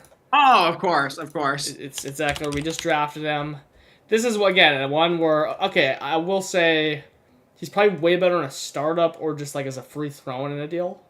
Probably one of the like one of the best throw-ins or just like late round if we're talking redraft. Like awesome, just kind of like full PPR. Mhm. Get him as a flex guy. But yeah, Dynasty won't cost you very much. No one will fight you if you throw him in. I mean, Yeah, he was really, really efficient last year. I mean, obviously we know what he's done in the past. I mean, hey, dude, I know JCM's coming up. What's his name? Brian Robinson might be on the way out. None of that really affects Eckler. Like Eckler is just like a pure receiving bet. Can he basically get like 8 carries a game? Ish. I mean, that would be awesome if he can get that with all the receiving work. I mean, he was getting a ton last year, as I mentioned, really efficient with it.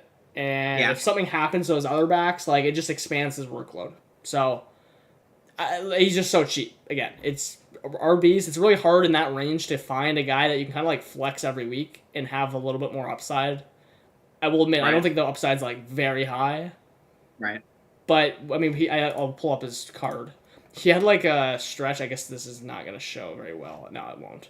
He had a stretch last year where he was like an RB1 like 3 weeks in a row, and then he got concussed the next week.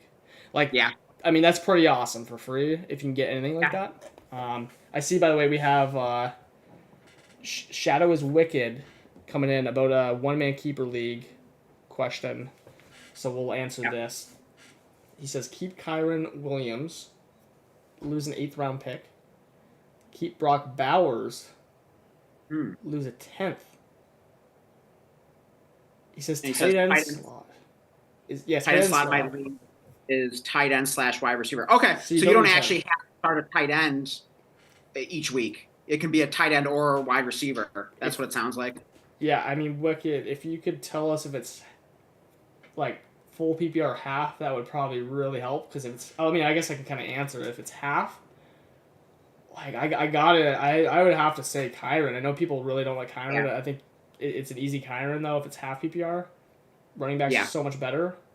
I agree. Like I was actually just looking. Bowers with his historic season had 12.2 half PPR fantasy points last year. Like that's not doing you anything. And it's even less than an advantage because you don't even have to start a tight end in this format. So it's basically just like it's kind of like a flex spot. You know what I mean? So you're basically starting Bowers in the flex, versus like a wide receiver. So does he even really offer that much advantage? So honestly, even if it's full PPR, I'm probably going Kyron Williams here. Kyron in half PPR had 15.9 points per game last year, so like that would be an absolute easy. If it's full, I'll admit, like I think it's closer because like Brock Bowers is just so awesome. I mean, I was saying he caught like one less ball than Marvin Harrison had targets last year. I think I would lean Bowers myself, especially a couple rounds later. I know 8th's pretty late, but like you can get a guy like an Ibuka, players like that in the 8th. What is Bowers doing for you? I mean, okay, you're playing him at your tight end / wide receiver slot, and like, are you gonna win your league with that? No. Whereas like Kyron Williams, you just lock him into your RB1, RB2 slot, and you're just feeling awesome all season. I mean, I think this Bowers could score him, or be like. I mean, it's a little bit cheaper of a price. I think it's kind of the key as well. Like, I mean, that could be. I think that's pretty insignificant, though. I mean, generally with keeper, the best advice is just like keep the best player regardless of the cost. I mean, Bowers goes ahead in all formats, though. In even a half PPR. You don't have to start a tight end in this format. That's the problem. True. Yeah, I mean. If you had to start a tight end, if there was none of this like wide receiver business, then I'm with you. But you don't have to start a tight end. I mean, that's a good point. It could be a tight end. So he does say it is half PPR. So yeah. It's easy Kyron Williams. Yeah, not even his leans Kyron. Yeah, that's no question. Absolutely no question then. Yeah, interesting question though. Appreciate it. And good to have you here. Thanks for joining us. He says it was tough because he's a Raiders fan, but yeah, that was a fun little debacle, especially for if it was a full PPR. I'd have to think about that more because the whole reason you do want Bowers is because he's a tight end. You can get him in the tight end slot. So, I mean, I think you probably get a point that Kyron's just awesome enough to just click him anyways in full PPR. He said in full previous years, just fly a receiver. It has a good matchup. Yeah, probably like in the tight end slot. Even if you have Bowers, like. You might be thinking like each week, oh gosh, like do I play Bowers or do I play this like interesting receiver I got off waivers that's been hot lately? It's like they might be projected around the same. Yeah. I mean, I do think Bowers is like when you get in these even just single PPR like could be insane. He could be. I mean, he's still really good last year, but. He just loses some of his appeal if you don't have to start a tight end. Exactly, yeah. If you lose the tight end, so that's pretty interesting. Yeah. You gotta lose that 8th round pick, but it's not that big of a deal. It's a pretty good value. And he says, "Thanks for all the input. Appreciate it." Yeah, our pleasure. Yeah, no worries, man. We mostly talk Dynasty, but of course we did a best ball draft earlier, and we are willing to talk any redraft, keeper, all that stuff as we'll definitely be talking more and more redraft as we get closer and closer to the season here. In fact, I mean, we should probably start like focusing on that more, but I do think this is a really fun topic, just kind of for Dynasty, getting these like kind of last minute. It helps for redraft too. Like it helps for redraft too, because these could be sneaky guys to target. I mean, imagine where you can draft some of these guys in your redraft league. So I do think it's a very relevant discussion for both formats. Keenan Allen, it's hard to say where his ADP is because it's such a recent sign. I guarantee you, if he's like an undrafted player in like your 10-man league or whatever, like he's probably going to be one of the biggest like week 1 or week 2 waiver wire ads there is. Like just like soaring up. I can already And see him on waiver wire columns those full after week one. PPR. Yeah. Yeah, he's just so Like, hey, you obvious. should have been drafting him. Like, it was pretty obvious, like, he's going to be a thing. Yeah. So I mean, yeah, we were going over Eckler. Yeah, Again, so I'm, let me say full PPR. Like half yeah, PPR, he becomes much less interesting. So yeah, for sure. So I'm up next here at the 106, and we'll probably go a little faster with like these next yeah, picks to kind of get through this because I don't know how much we're going to do. I mean, it'd be fun to do 2 rounds if we could go quickly. So I'll just kind of give a few sentences. You can give yeah. your quick feedback, and then we'll go to the next pick. But I'll go with Alec Pierce here. Okay. I go to another Colt receiver, but Alec Pierce, I mean, he's just like a good player, and he's a good like deep threat. He can score at any given time. He can give you those spike weeks. I just like him. He costs nothing. No one really cares about him in Dynasty. I mean, he costs like, I mean, at most like a third, but then maybe you get like a fourth kickback or something else. Like you can probably get him for like a fourth and like a throw-in player.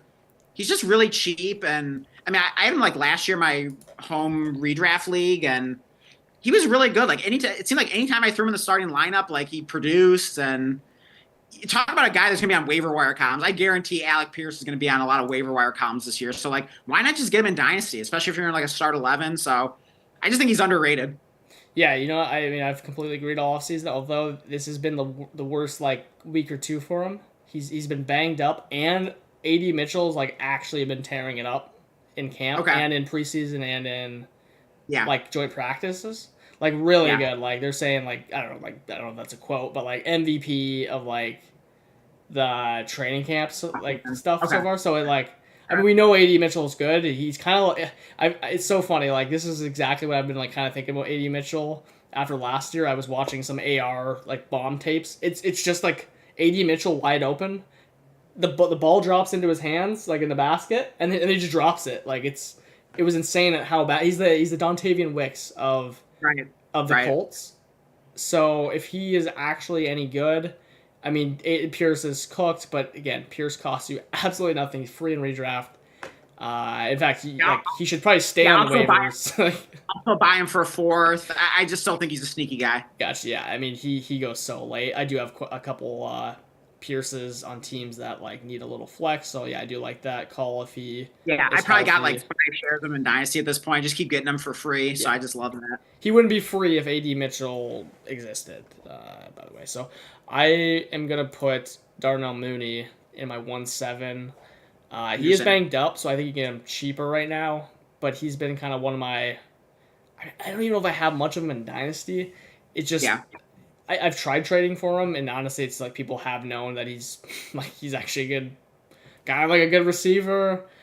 In fact, I think get him cheap now because of the injury. But now the injury, yeah. Nervous. Like there was some quote. What was it from like the Falcons coach or something that was like, "Yeah, like I think he'll be back sometime this season." It's like, wait a minute, is that even a question? So just hearing a quote like that makes me kind of nervous. But if you could buy him for like a third, like it could be pretty sneaky. Yeah, if you can get him for a third, like do not pay a second for him. Right. Exactly. That's so even if it was like a third and fourth, and you need a receiver, start 10 again later.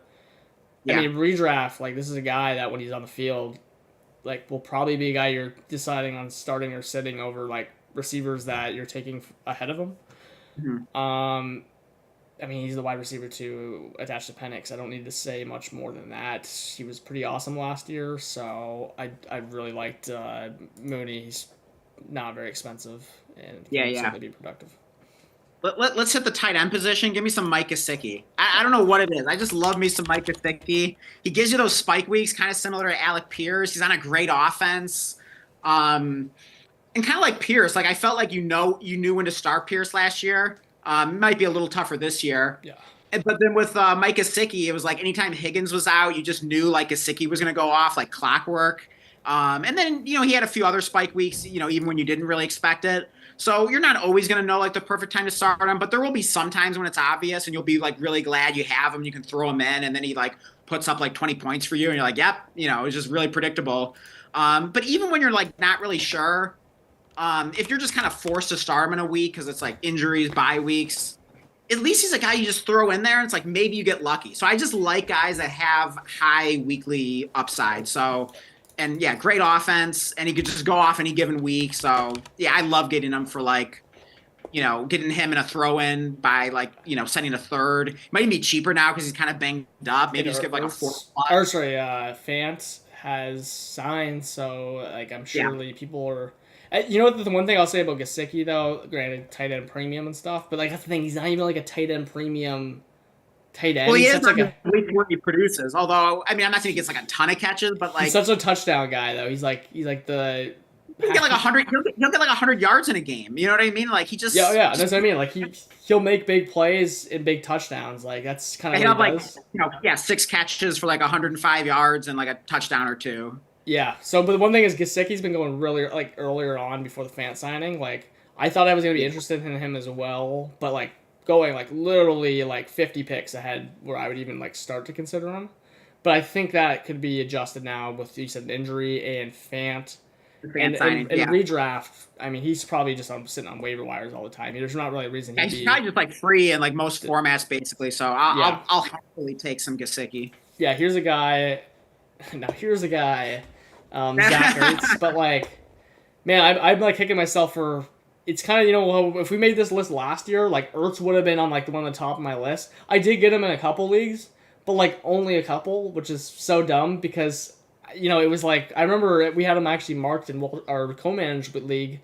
We had a bunch of tight ends marked, and I should have been pounding the table, and I should have done that with Andrew, too, because I remember, we have a big list of these players going. It's like, well, Ertz is like the starter. Like, he could go on there. And I think, actually, you and I, we drafted Gesicki over Ertz in Walter Wade's lab. Right. Which both were probably ended up being kind of wins, but I think we even ended up trading Gesicki anyways. But luckily, I had a couple Ertz to make me feel okay, and I was, like, riding him out in a couple leagues last year, which was awesome. Mm-hmm. It's just the same deal. He's a year older. He's going to be free in redraft. He's pretty free in Dynasty, although now you actually got to pay that price tag. If you need a tight end and it's tight end premium, like I'd pay a third easily. Like if you're a contending team and you really need a tight end, yeah. Also, I was saying, like, another. Go ahead. I was just saying, yeah, it just depends on what your tight end room is, though. But if you need like a PPR scam, I mean, he's one of the cheapest you can get. I don't care about the age. I don't care about the injury history. Yeah. He's a great rental. I agree. I'm up next here at, what is this, the 110? Yeah. Give me Justice Hill. Now, maybe it seems like a contradiction because I'm also a big fan of Keaton Mitchell. I just think they're both like really good football players. I mean, the Ravens just have an awesome backfield. Justice Hill, it just seems like he's just good at football, and the Ravens like him. He's one of those guys like the coaches like. So Keaton Mitchell's definitely very interesting. He's definitely more exciting, but like Justice Hill's underrated. He's just seems to be good at football. He can make plays. He does what the coaches want. He's going to be on the field in some form or fashion. He's going to give you some spike weeks. He's a nice kind of guy to have on like a zero running back kind of team where like if you have to throw him into your RB2, some week, he might give you double-digit fantasy points, especially if you're like loaded at the rest of your roster. So just a guy I like to have. And then if Derrick Henry ever did get injured, I like to think his role would grow a little bit. I know you might disagree with that a little bit, Blake, but come on, like it would have to grow a little bit. A little bit. Yeah, either way, I just like him. I just think he's sneaky and he just like costs nothing. I mean, you can get him for fab in some cases. You can like easily get him for a fourth. So I like Justice Hill. Yeah, I mean, if we didn't see him last year, like there's no way I would have like been ever thinking about Justice Hill. But he did look like a new player last year. He looked shot out of a cannon. He catches passes. He's a good pass catcher. He just like does everything pretty well. Yeah, I mean he's like actually the definition of free. He might be like the cheapest player on here. Like actually. Yeah, I mean, in fact, I even sold him for fab on a team that I thought was going to be rebuilding. So I'm like, yeah, just give me something for him. And then I ended up now trying to contend. This is in no pun intended league. So I kind of wish I kept him now, but I sold him for like 55 fab out of, I can't remember what it was, 200, 300, something like that. But that just goes to show you that like even me, someone that likes Justice Hill, in a certain situation, I was even willing to sell him for fab. So like he's very gettable for like nothing. Yeah, no injury needs to happen. You can just like desperate, like it's kind of like the Eckler thing. He's honestly like free Eckler is what he is. it's the Yeah, same pretty kind of much. bet. In And fact, he he's might. younger, and I Yeah, feel like he's got like some of his speed back. I mean, he's not as fast as he like once was before.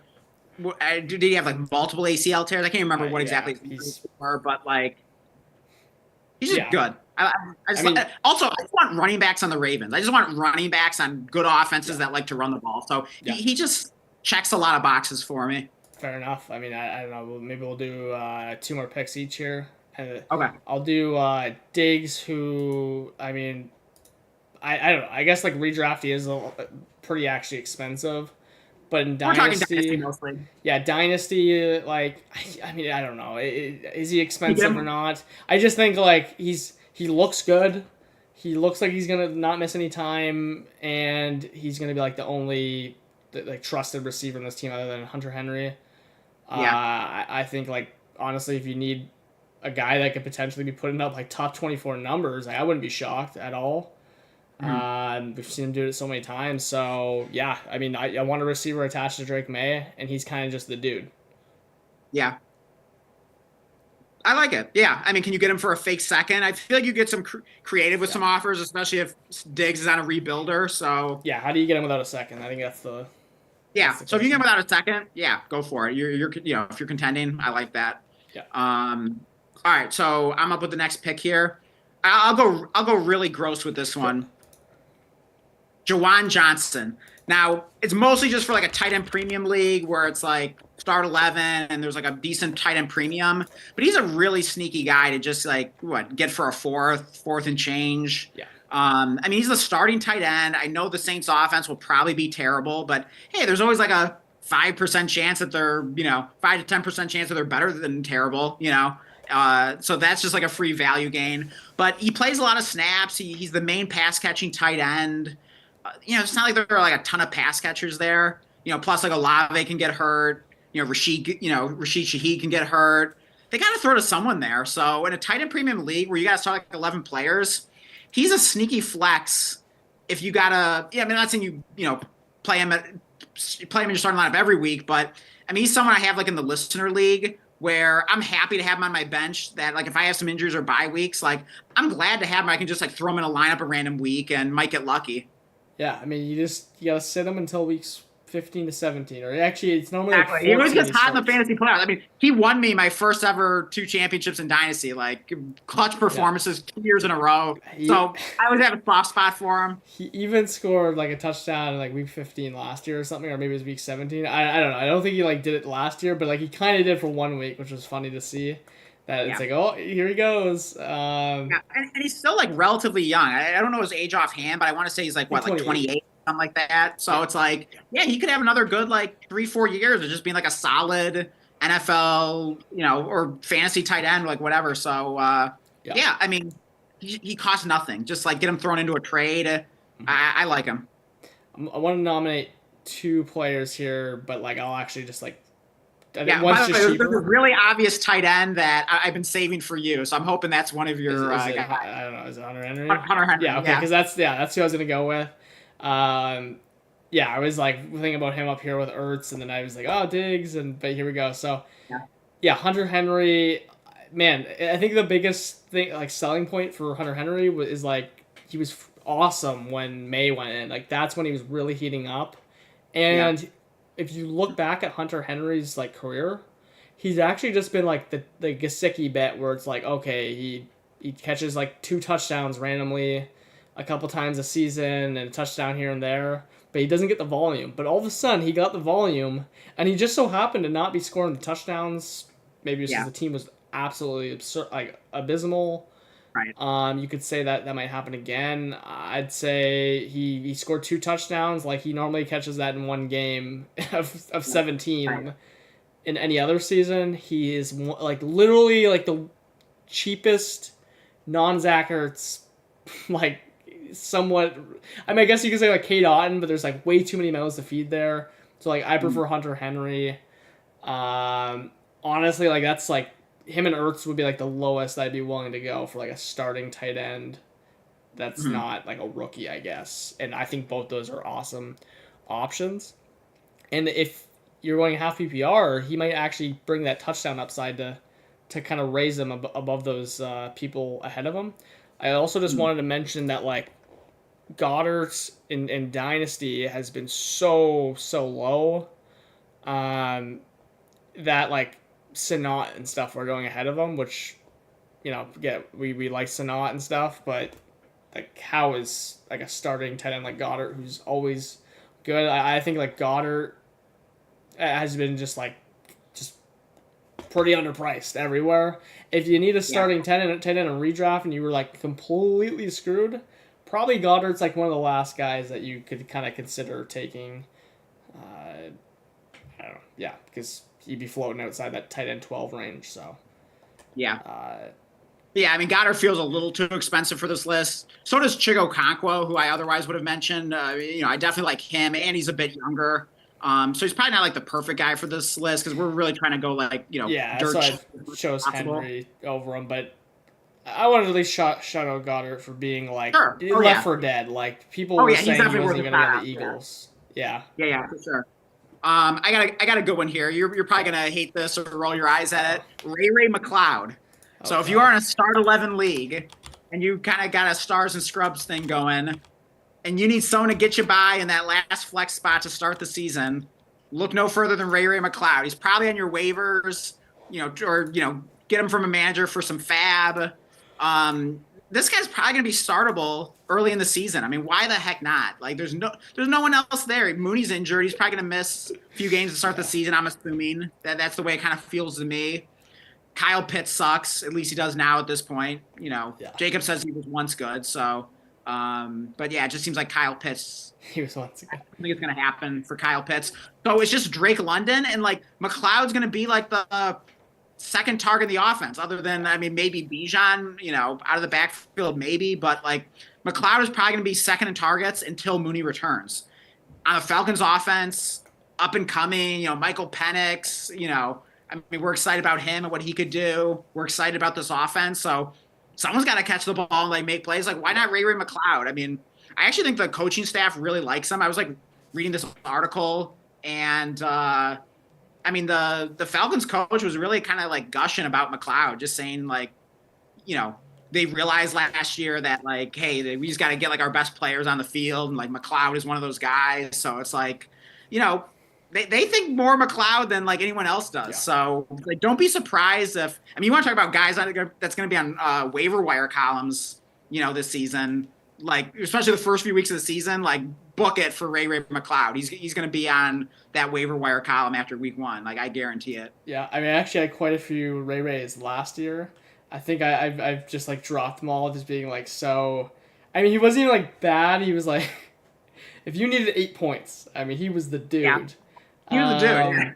But it was so funny because he was this player. It was in one league with like Andrew. We needed a receiver so bad, and we're like, oh great, like we have Ray McLeod. We've been holding him this whole year to like wait for that, and then we were like, I think we gotta start Bub Means over or something like we're just like we gotta start like the most bottom of the barrel like player that we like literally just picked off waivers. We're like, wait, maybe we should just like drop Ray McLeod because there's just like we can't even like. But the difference is now Mooney's going to be out, so like at least like and there's use them while Mooney's out at the very minimum. Yeah, exactly. Like that's why I don't think it's like actually that bad of a call with Mooney out. He could get you in double digits points, even if it's 10 or 11 or 12, but. I was just like looking here to see what happened like in the season. He had a decent number of like double-digit fantasy point games, if I'm not mistaken. Yeah, he had 1, 2, 3, 4, 5, 6, 7 over the 18 weeks. So that's not. Yeah, like damn near not quite half the time, but 40% of the time, like he's giving you double-digit fantasy points, and he could be even better with Mooney out. So like I think he's pretty damn sneaky. Yeah, I think it's a pretty good call, especially just like he actually might be on a waiver wire. And you might actually be able to start him week 1. Yeah. If you're really down bad. So you should probably get him in like no pun intended if you need a. Oh, I have him there already. And it's in that league. So yeah, for sure. There you go. You got 2 of these guys on this team at least. Yeah. You got Deontay, but yeah, I think we'll just leave it at that. That's plenty of names that people. One shout out, Rashad Bateman. I don't know what it is. I just like love Rashad Bateman as like in a start 11, just a guy throwing your flex. He's a good NFL player. He's on a good offense. There's upside of like Andrews or Flowers go down, gives you some spike weeks. He has a nose for the end zone. He makes big plays. I don't know. I just like Rashad Bateman all of a sudden. So like, get him for cheap in a start 11. Yeah, I mean, I don't even hate. Like, I own him one place, but he's like the ultimate like best roster clogger ever because you actually can put him in. Like, I put him in 1 week on a team that was like weak at receiver, and I still only played him 1 week ever. And he actually did like score me. It was like a 2 touchdown or 1 touchdown game. It was pretty good. There you go. So he is kind of like that ultimate guy. If you see your opponent is throwing him in out of desperation, you're kind of like, oh yeah, like good. But then you're like, wait a second. It's like Gesicki. It's like Gesicki too. You're like, oh wait a second. That could be bad. He's one of those guys where it's like, I just know, like, because I'm facing him this week. You just know this guy's gonna have like one of those spike weeks. That could be a good way to like identify players because you're like, okay, if my opponent throws this guy in out of sheer how am I going to feel about it? If I'm going to hate it, then like that's a guy I want on dynasty teams. Yeah, exactly. Like Bateman is one of those guys. He actually is like no one wants him in dynasty ever. Yeah. I've had him on this one random team and no one is. I couldn't even get a 4th for him last year. Like it was crazy. Yeah, exactly. So like buy him for a 4th. Like I should get more shares of him. I think I'm up to like 2 now. But he's premium Alec Pierce and he actually might cost you very similar. So it's a pretty good call. And especially like week 1, primetime game, Ravens Bills could be like crazy high scoring.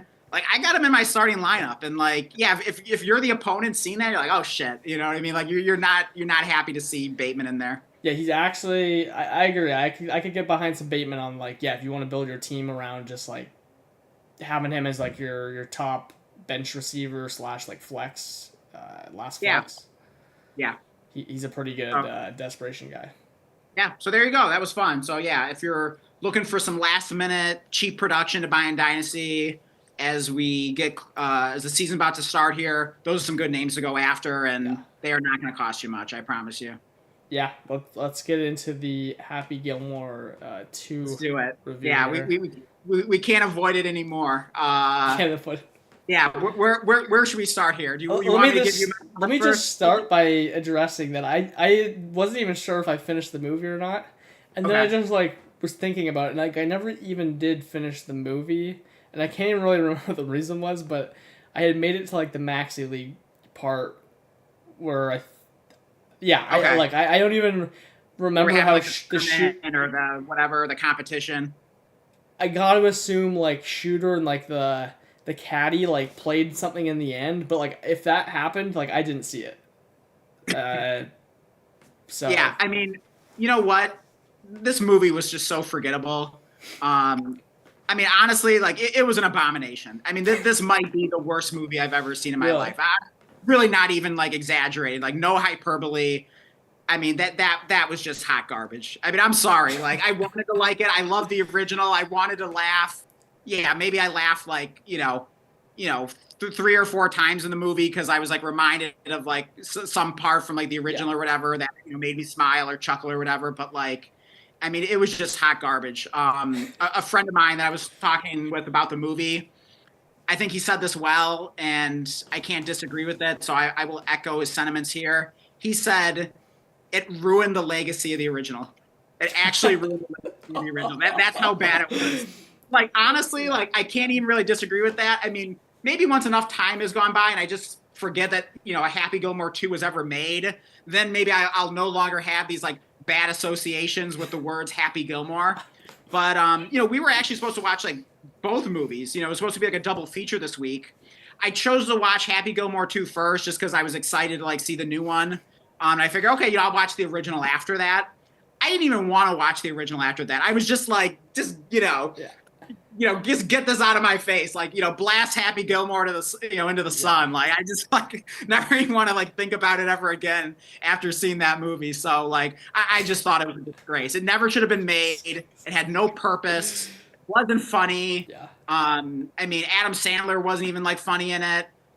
He's an alcoholic, depressed alcoholic. Okay, the No, but I was saying like he wasn't even funny because he was like a depressed alcoholic in like the film. Like, he was just kind of like a depressing character, and his life was just like a mess. And then like Shooter's life was just like sad, and it was just like, how did they even make this? It was just a sad story, and like the wife died. The wife died, yeah. I mean, everyone died. They're like rolling around in the Happy Gilmore and Shooter like rolling around in the graveyard, and it was just so ridiculous. I didn't even get to that. Not in a good way. Did Happy Gilmore die? No. Oh, well, why are they rolling around in a grave? Oh, you didn't see that scene? No, I didn't get to that part. Like I don't know where I cut out. Okay, so what was it? Happy Gilmore was like visiting his wife. He was like visiting his wife's grave. Oh wait, yeah, I did see that. Yeah, and then like Shooter was there, and then they started having words and like get into a fight, and it was just like well, what even is this? Like I did see that. But also, a stupid thing about the movies, they did all these flashbacks to the original. It was just like they were like spoon feeding the audience. You know what I mean? It's like, yeah, we remember the original. Like we know what happened. Like I was thinking that too. Put it in our face and like, I mean, it just seemed like such a desperate thing. That's like, what were they trying to make it appealing to like people that like hadn't seen the original or something? Like it just seemed like so desperate to like.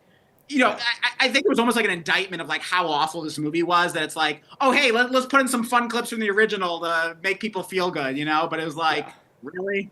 Yeah, I was thinking that too, like that it was like after like 2 times, I was like, are they just gonna keep doing that? It was weird.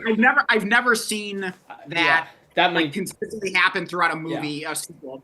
I was watching recently, like I just don't think it could have been Breaking Bad or Saul, but like something like that's like a good show that was doing that. I mean, it might have been that, but like I wouldn't be able to pinpoint what. But I was like kind of surprised that they were even doing the spoon-fed like flashback moment, and I was like, but it was like a once or twice thing, whatever it was. I don't think maybe it was El Camino. Maybe it was El Camino. I don't know what it was, but I was even surprised. It's more satisfying if like the audience is like, oh wait, yeah, isn't that guy from the original? And like, I mean, like, let us figure it out, let us identify it. Like, we don't. It's like explaining a joke to someone. Like, if you have to explain a joke, it wasn't funny.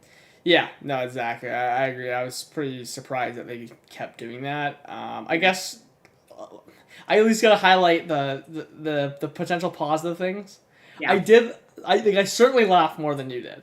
And I actually had like bare bottom expectations going in anyways. Yeah. Like it actually sounds like maybe that was the difference. I think you probably had way higher expectations than me. Me, like, it's a Netflix original. Like that is just like a screaming red flag to me. If you are not in the movie theaters and you're coming on a Netflix original, like I have apps. Like I don't care if it was like The Sopranos made a movie or something. Like I am having zero expectations for a Netflix original, and I'm hoping to be surprised. Right. So because of that, I was expecting it was going to be a complete disaster, which it ended up basically being. I was at least able to have a little bit of fun with it in the first half, which I thought the hidden flask thing. We were talking about how they kept doing it over and over again. Yeah. I at least thought that sometimes when they keep doing things over and over and over again. Have you seen? I doubt you've seen it, but have you seen? Oh God, what's it? Weapons, the new film coming out, or that's came out. Okay. I don't know. For 1 second, they did that kind of like gag. Like a bunch of times in one scene, and like it was like honestly like it was like genuinely hilarious because you're like, there's no way they're gonna do that again, and like, but it wasn't like the same in the Happy Gilmore because it just like kept going on throughout the course of the movie. But like I honestly thought that was pretty funny that it was like it started with like some pretty like I don't know, at least in my head it was starting with like some like normal, I don't know, flasks. And then it just felt like it was getting like it was turning into his golf club and his rangefinder. So I did think that was like funny because I was actually laughing at that. Yeah. The only other time I can like really remember like actually having a good laugh, there was like it was the Happy Place thing, but his wife was there. Right. And she was like holding beer, like slow motion jogging. It was like Baywatch or something. Right. I can't even remember what was being said, but I thought like that was. So those are my highlights of the film. Where, it wasn't much. I mean, there weren't many laughs from me. In fact, I think the only times I really laughed like I said, is like when I was like reminded of something from the original, especially if it was like something that I had like forgotten about. I was like, oh yeah, like I remember that. Like, I'm really just laughing at the original. You know what I mean? It's just like reminding me of something from the original. It's not even like something originally funny from Happy Gilmore 2. You know what I mean? Yeah. Like there was just nothing new of value that this movie had to offer. It was just like, we'll recycle the old jokes, we'll remind you of how much you love the original, and we'll put together some stupid plot, and and then just call it a day. And a lot of people will watch it, and we'll make money off of it. I mean, it was just a pure money grab. There was no reason for this movie to be made. And as a general rule of thumb, I just realized, like, if the sequel's made like more than a decade after the original, let alone like 2 decades, 3 decades, like there's like a 0% chance that it's going to be any good. So like next time, like if a sequel's made 30 years later, like I'm just going to skip it. I'd rather just keep my positive thoughts about the original. And the original really is a great movie. I mean, for like just a stupid comedy, I mean, the original wasn't just a stupid comedy. I mean, it was quirky, it was charming, it was unique. This had absolutely none of that. There was no charm to it. It wasn't funny. It wasn't unique. It was just a recycled movie. It shouldn't have been made. I'm sad that it even exists, and I'm just gonna try to forget about it, which probably won't be too hard because it's probably one of the most forgettable movies I've ever seen. This would be like a 101 tier of like.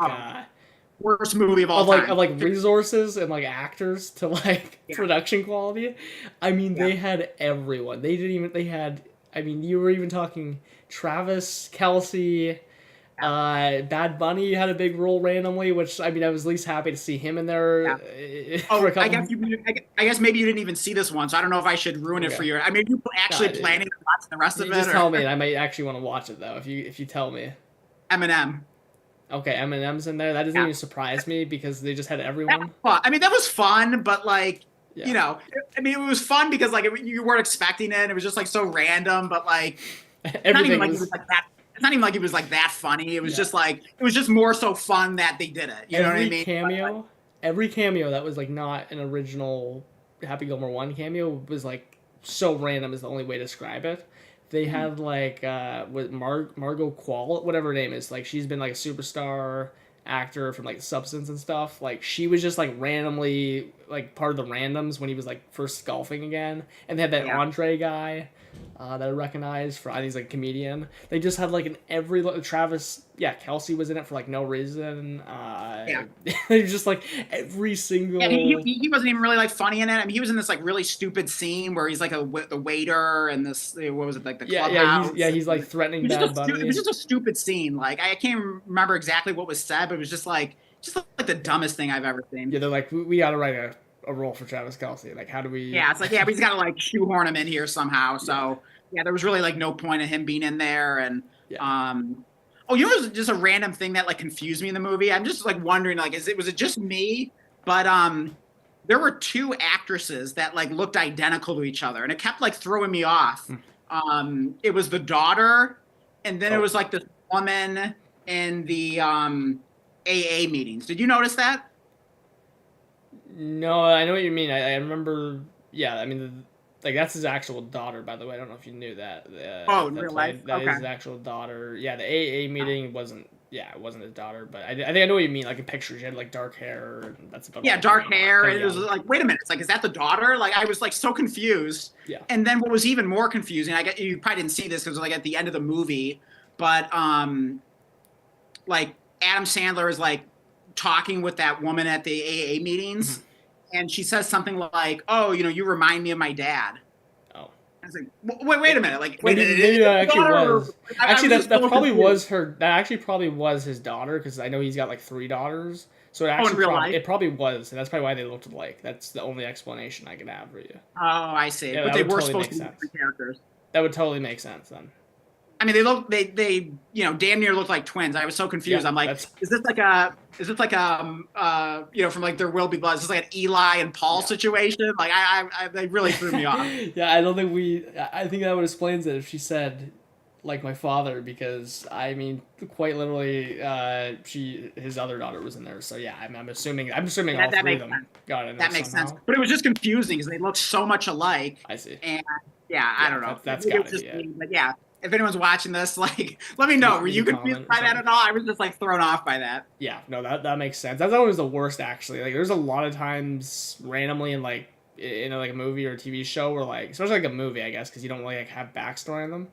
Yeah. Where like you get like two actors that either like sound really similar or like look Alike. really, they look like really alike, but they have these like qualities that aren't like very, I don't know, like they're not. Like they don't stand out. Like kind of just look like a person, and there's like two people that would kind of look at people, and you're like, which one is that? Like I wouldn't recognize them. Like, do a better job casting. Like don't pick two different actors that look that much alike. It's just gonna confuse the audience. Yeah, like there's people in real life where it's like I might not be able to pick them out unless they're like both in the same room together, like talking to each other. Right. Unless I know them really well, like it's just too similar, so it's probably something like that. Actually, this you triggered my memory to the guy. I don't even remember his name from like the original, but he's the guy, the church, no, the AA dude. Mm-hmm. That's getting them to do. He's getting them to paint his house and stuff like that and clean the gutters. It's Ben or what's his name? Ben Stiller. Doing it. There was something that made me laugh from Ben Stiller. And I forget what exactly like the line was, but I don't know. Ben Stiller was just like such a like wonky character from like the original too. Like, what was he like the nurse or something? I don't even remember. What he was in the hospital or something in the original. I don't even. Wasn't remember. it like the nursing home? Nursing home, yeah. Or something, yeah. Yeah. There was a moment where it made me laugh with that. Yeah, but I mean, Ben Stiller wasn't really that wasn't really particularly like funny in this one. He was just kind of like there, and. Yeah, just wasn't funny. So like, I don't have too much more to add about it. Yeah.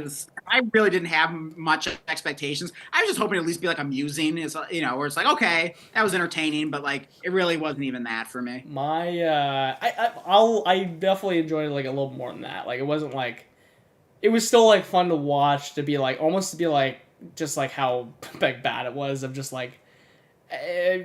Like it was kind of just like the cliche, like oh my, like thinking of like check every box here, and then it was kind of like almost like how many cameos like are they gonna add? It was kind of like fun to be like, oh my god, like this person's in it, like. See, it would have been so much cooler if it was actually like a unique and funny 100%. And like cool movie, and then it's like on top of it there are all these cameos, and then it's like, oh man, that was awesome. Sure. But like it instead, like that was like the best thing about the movie, is that there were cameos, but there was no substance. It was just all flat.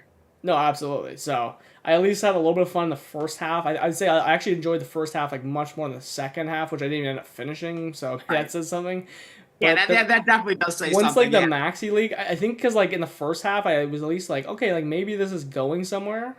Yeah. And there was some times that were making me laugh, but in the second half, it was just like the Maxi League thing, and it was just like not. I didn't think that part was funny like at all, but I did. Like, again, there was like moments and like, at least like made me chuckle and laugh a little bit in the beginning, like in the first half of the film at least. Yeah. So, I enjoyed the first half. I don't know, maybe like the second half could have at least saved it, because that could have been like tying all like the plot lines in. Like,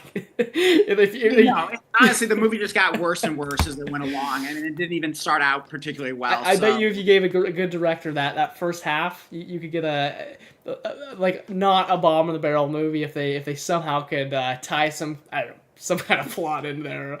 But there was like expectations that's like, where are we going? I think I was thinking like halfway through, I'm like, what is the plot right now? Like, I mean, the plot didn't even make sense to me, because the irony was that this league was like designed around kind of like the Happy Gilmore philosophy and style and everything like that. And yet Happy Gilmore's on the other side of it, like, sticking up for the old boring golfers and wanting to keep golf the way it is. Like, it's like, that doesn't even make sense. Like, it didn't even seem like his heart was even in it. Like, there was even like a line in the movie where he was like, oh, well, my wife liked golf the way it was, and she was usually right about things. Like, that was like all he had to say to like defend that. Like, but like, it didn't even make sense. Yeah, that's a good point too. I wasn't even thinking about that. Yeah, like you kind of should have been against the right, exactly. Like, at least like make it true to his character. Yeah. So it was just a disaster in every way.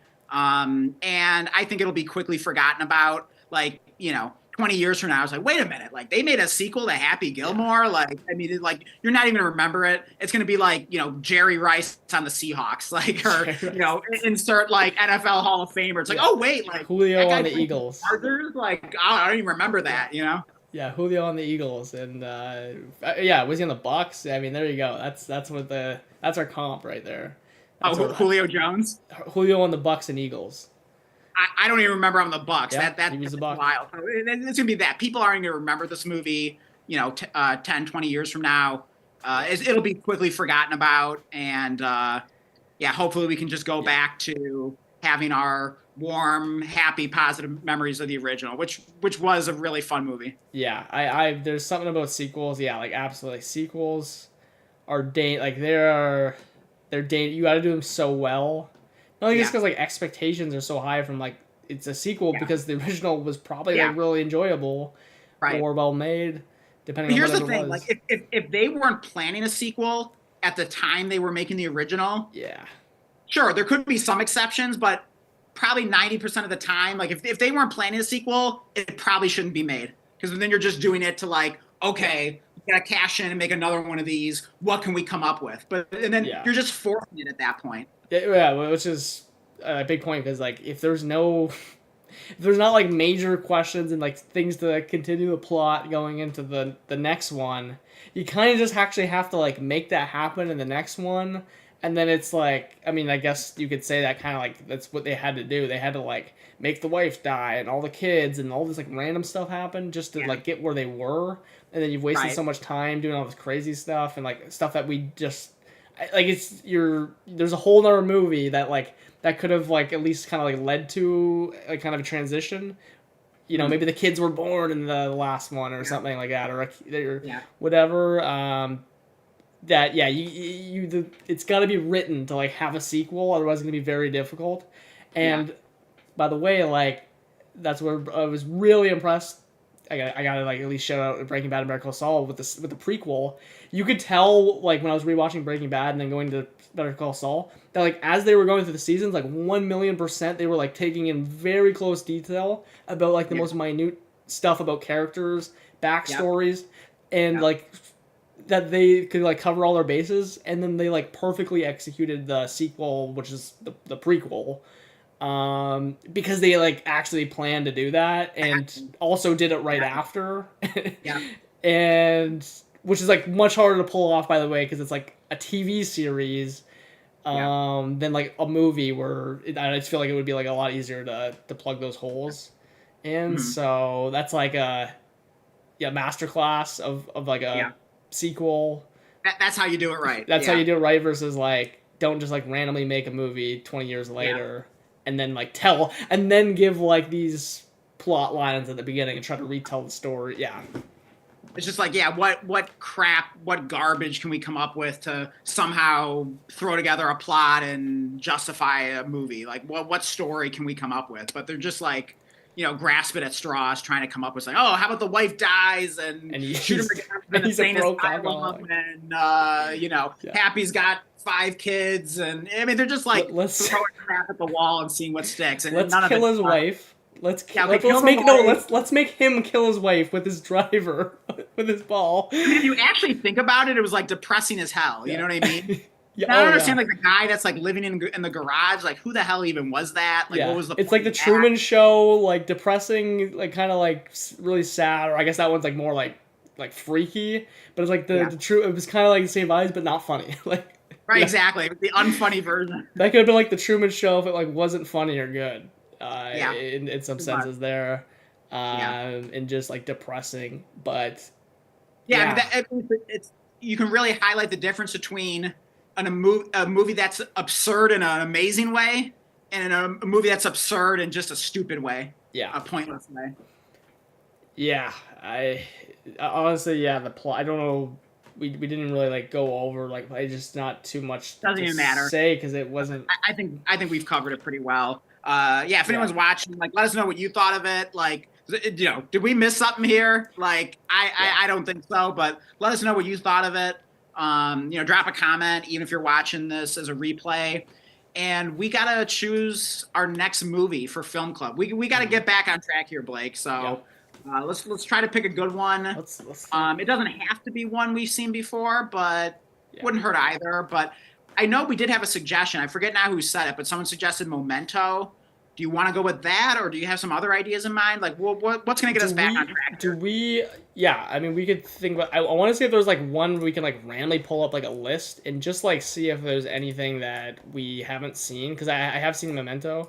What which list? is really good. One or just like pull up like, I don't know, like great movies, great movies list, and just see if there's anything. We don't need someone else's like random list. Like no. What we need to see is if there's anything on there that we have not both seen. Oh, okay. Like that's all-time good movie? Yeah, okay. It's just something out there. Because, like, if we could ping out something that we both haven't seen, that would be pretty fun. All-time, I don't know, movies. Yeah. Just something like that. You know, yeah. Someone, like, was mentioning... What City of God? I've never seen that. I've never seen that either. Never even heard of it. I know that. I think that's a good movie. Okay. I feel like that's a good movie. Okay, let's see. I haven't seen it, though. I know nothing about it. It's got good reviews. I mean, I don't know if we need to look too much more into it. Just if you've heard of it, I've heard of it. Yeah. I've never heard of it, but it's also not like it's 2002, so that would make sense. Oh, Vanilla Sky. I was actually thinking about that movie. Like that's a movie I really like. I mean, although it was a controversial one, I think a lot of people hated it, didn't like it, didn't get it. I thought it was really cool. Okay. That'd be a really fun one to do. This sound you've mentioned this one to me, like that it's, I don't know, maybe it sounds like something that I like. Like I'd be down to watch that. Interesting. You'd be down for that? Yeah, I hadn't really thought about it. Oh man! But I randomly thought like, oh man, if I remember it, I want to. I mean, there was a time. I mean, obviously, like I saw this in theaters when it came out in 2001, and actually I didn't like it the first time I saw it, but that's not uncommon for me. Like a lot of times, like something has to grow on me.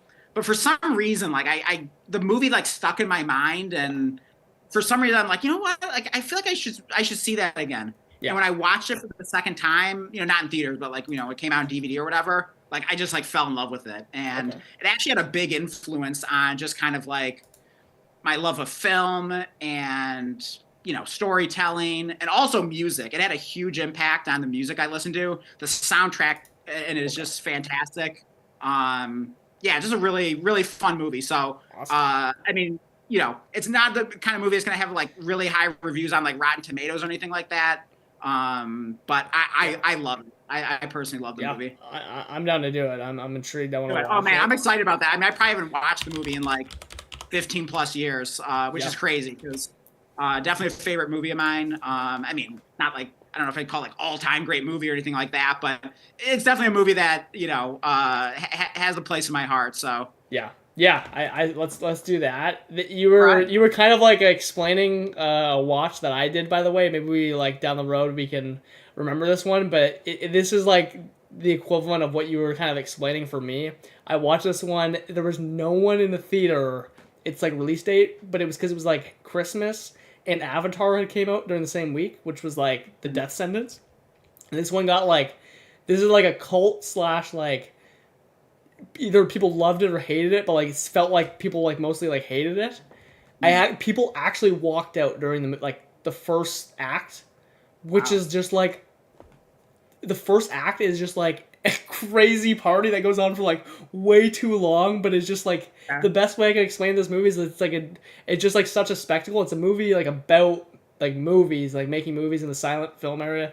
So anyways, this is one, I don't know if you've ever heard of it. I wanted to see if you had. Mm-hmm. Babylon. You never heard. Yeah, it has a really good cast. I've heard of it. I don't know. I couldn't tell you a thing about it. Yeah. Anyways, this is one like down the road. We don't have to put it on for now, but like I'd love to rewatch it and even just like watch it again. I mean, I really enjoyed it, and I just thought it was like the best way I could explain it was like a spectacle. Like it was like a really fun watch. Okay. Cool. And it was really controversial, which sounds like Vanilla Sky. So. Yeah. See, I think I like choosing controversial movies for the film club here and there because I don't want it to just like all be like cookie cutter, like, oh yeah, we're just gonna do like all movies that like won Best Picture and like were universally critically acclaimed and everything. Like no, like let's do some interesting movies, some polarizing movies, some movies that some people love, some people hated, because like those will be fun to debate and discuss and to see like what you think of it, because like I love it, but you haven't seen it, and then so I'm sure there'll be other movies where you love it and I haven't seen it, and like it's going to be like a love it or hate it kind of thing. So I think that makes for an interesting discussion. For sure. If this has got a good soundtrack, Vanilla Sky, do you gotta Yeah. wear headphones for it? Like, would you recommend? Because, dude, I'm Oh, I'm telling you, like, this good idea. Babylon, like, if people watch this without like a home theater or in the theater or like headphones on, honestly, it's not gonna be the same watch, in my opinion. Like, there Yeah. are like this is one where like you need the theater experience probably because like so much like the soundtrack is the guy that made La La Land, which is like one of like the only musicals that like I've really enjoyed. Like funny enough. Uh, And I didn't even know that, and I was listening to music, and it's like really catchy. Like there's some stuff, and it's really good. Like you were saying with Vanilla Sky, and I'm like, this is totally the like I don't know anything about that La La Land. What would you call him? The guy that did the score. But mhm. I'm like, this is 100% him. Sure enough, it was the same guy, which I thought was pretty Yeah. funny. That you can kind of just like tell. I Right. don't know if it's like the trumpets and these like I don't know his use of like instruments and not like I don't know the more modern like techno electric beats and stuff like that. It was really unique. So maybe Vanilla Sky, I'll put headphones on Oh, dude, and I love that idea. I mean, yeah, just get that full like immersive experience, and yeah, you'll probably like hear and notice the music a lot more. So I think that's a killer recommendation.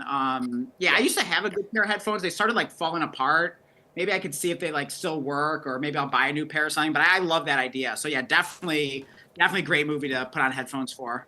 Yeah, yeah, exactly. Like I also rewatched Batman, which I'd love to put on here because you've never seen it before. I'm tired. Like this, I've already told you like I'm not a big like Batman superhero, but I loved it, and it was like so gritty and like dark and like dude the like the theme and all that stuff like in the theater was it was such a fun and like awesome experience that like I don't know that you can recreate that like watching it on a laptop it Yeah. just like won't be the same, which is unfortunate because there's been some other movies I've watched that I'm just like, oh man, like I just wish I was alive to watch that in the theater. Right. Because Well, I mean, do you have like a big TV that you can like connect your laptop to? Like I I, have a cable, so you can like I connect. have I just we have a home theater to watch it on, so we Oh, can okay. Well, actually just can you connect it to that so that way you can watch it on there, even if you're I streaming it through your computer? I don't need to like stream on it. I can just watch like like a movie down there. I was just Okay. saying like if maybe for anyone else like Oh, watching for it other if they people don't out there, have sure, sure. or Yeah, if I decide to like I watch a lot of movies still on my iPad yeah. like yeah, I would want to watch it with like Oh, yeah, AirPods or for headphones sure. I in. mean, yeah, there are some movies where it's just like, yeah, it really adds a lot to Yeah, have that kind of movie theater like experience. So, yeah, yeah, definitely. I mean, it's always better for any movie. So yeah, when possible, like try to give yourself as close to that movie experience as you can. Like watch it on a yeah, big screen, like put headphones on if you can, or get surround sound, turn off all the lights, heck, get some popcorn, like yeah, yeah. give yourself that true experience. Yeah, I do think that's important. Like the theater experience, there's some that they actually are playing like originals, uh, like again in theaters. I've noticed they'll Oh yeah, play I like think that's really original fun. Yeah. Top Gun and all these other stuff that like Yeah. if I don't ever really know when they're like going on, but maybe I should look. Like I 100% watch Mhm. movies in the theater, even if I've already seen them again, Yeah. from like 1970 or 80 or Oh whatever. yeah. Just anything I hadn't watched in theater. I always enjoy like if it's actually a good movie, the ones that like do like the IMAX like 3D thing. Yeah, Like I thought Avatar was a lot of fun. I also really love like the Polar Express. Like I thought that was like super yeah, entertaining. Like that was just a really fun experience in the theater. So yeah, I'm all for like a oh great movie theater yeah. like experience. Maybe I got sucked in. This is one off the top of the head that we also gotta do in. This is not gonna be a popular one amongst our fantasy football friends. I know Trent's girlfriend is obsessed with it, as mine is as well, which is why I even watched Uh, it. I had no interest, but I've mentioned before, like that I actually really enjoyed Wicked, like the movie, and I was like yeah, forced to go to it, and I was like open. I'm like, let's just see. Like I don't really know anything about it. Obviously, I yeah, know like that it's the Wizard of Oz world. Like that's about yeah. it. The witch. Right. Really enjoyed it, and then like I didn't even know like the songs in, but like had I known those like the songs and stuff, which like I literally like will like karaoke with like my girlfriend and stuff, which is like they're really well made songs. Like I could not stress that enough, because it's like literally like Broadway, like Yeah. really talented, yeah, everything. Yeah. That I actually like wish I could rewatch that one in theater again, like know the stuff, because like knowing like hearing something for the first time is like not the same as like Yeah. to be able to enjoy it. I get it.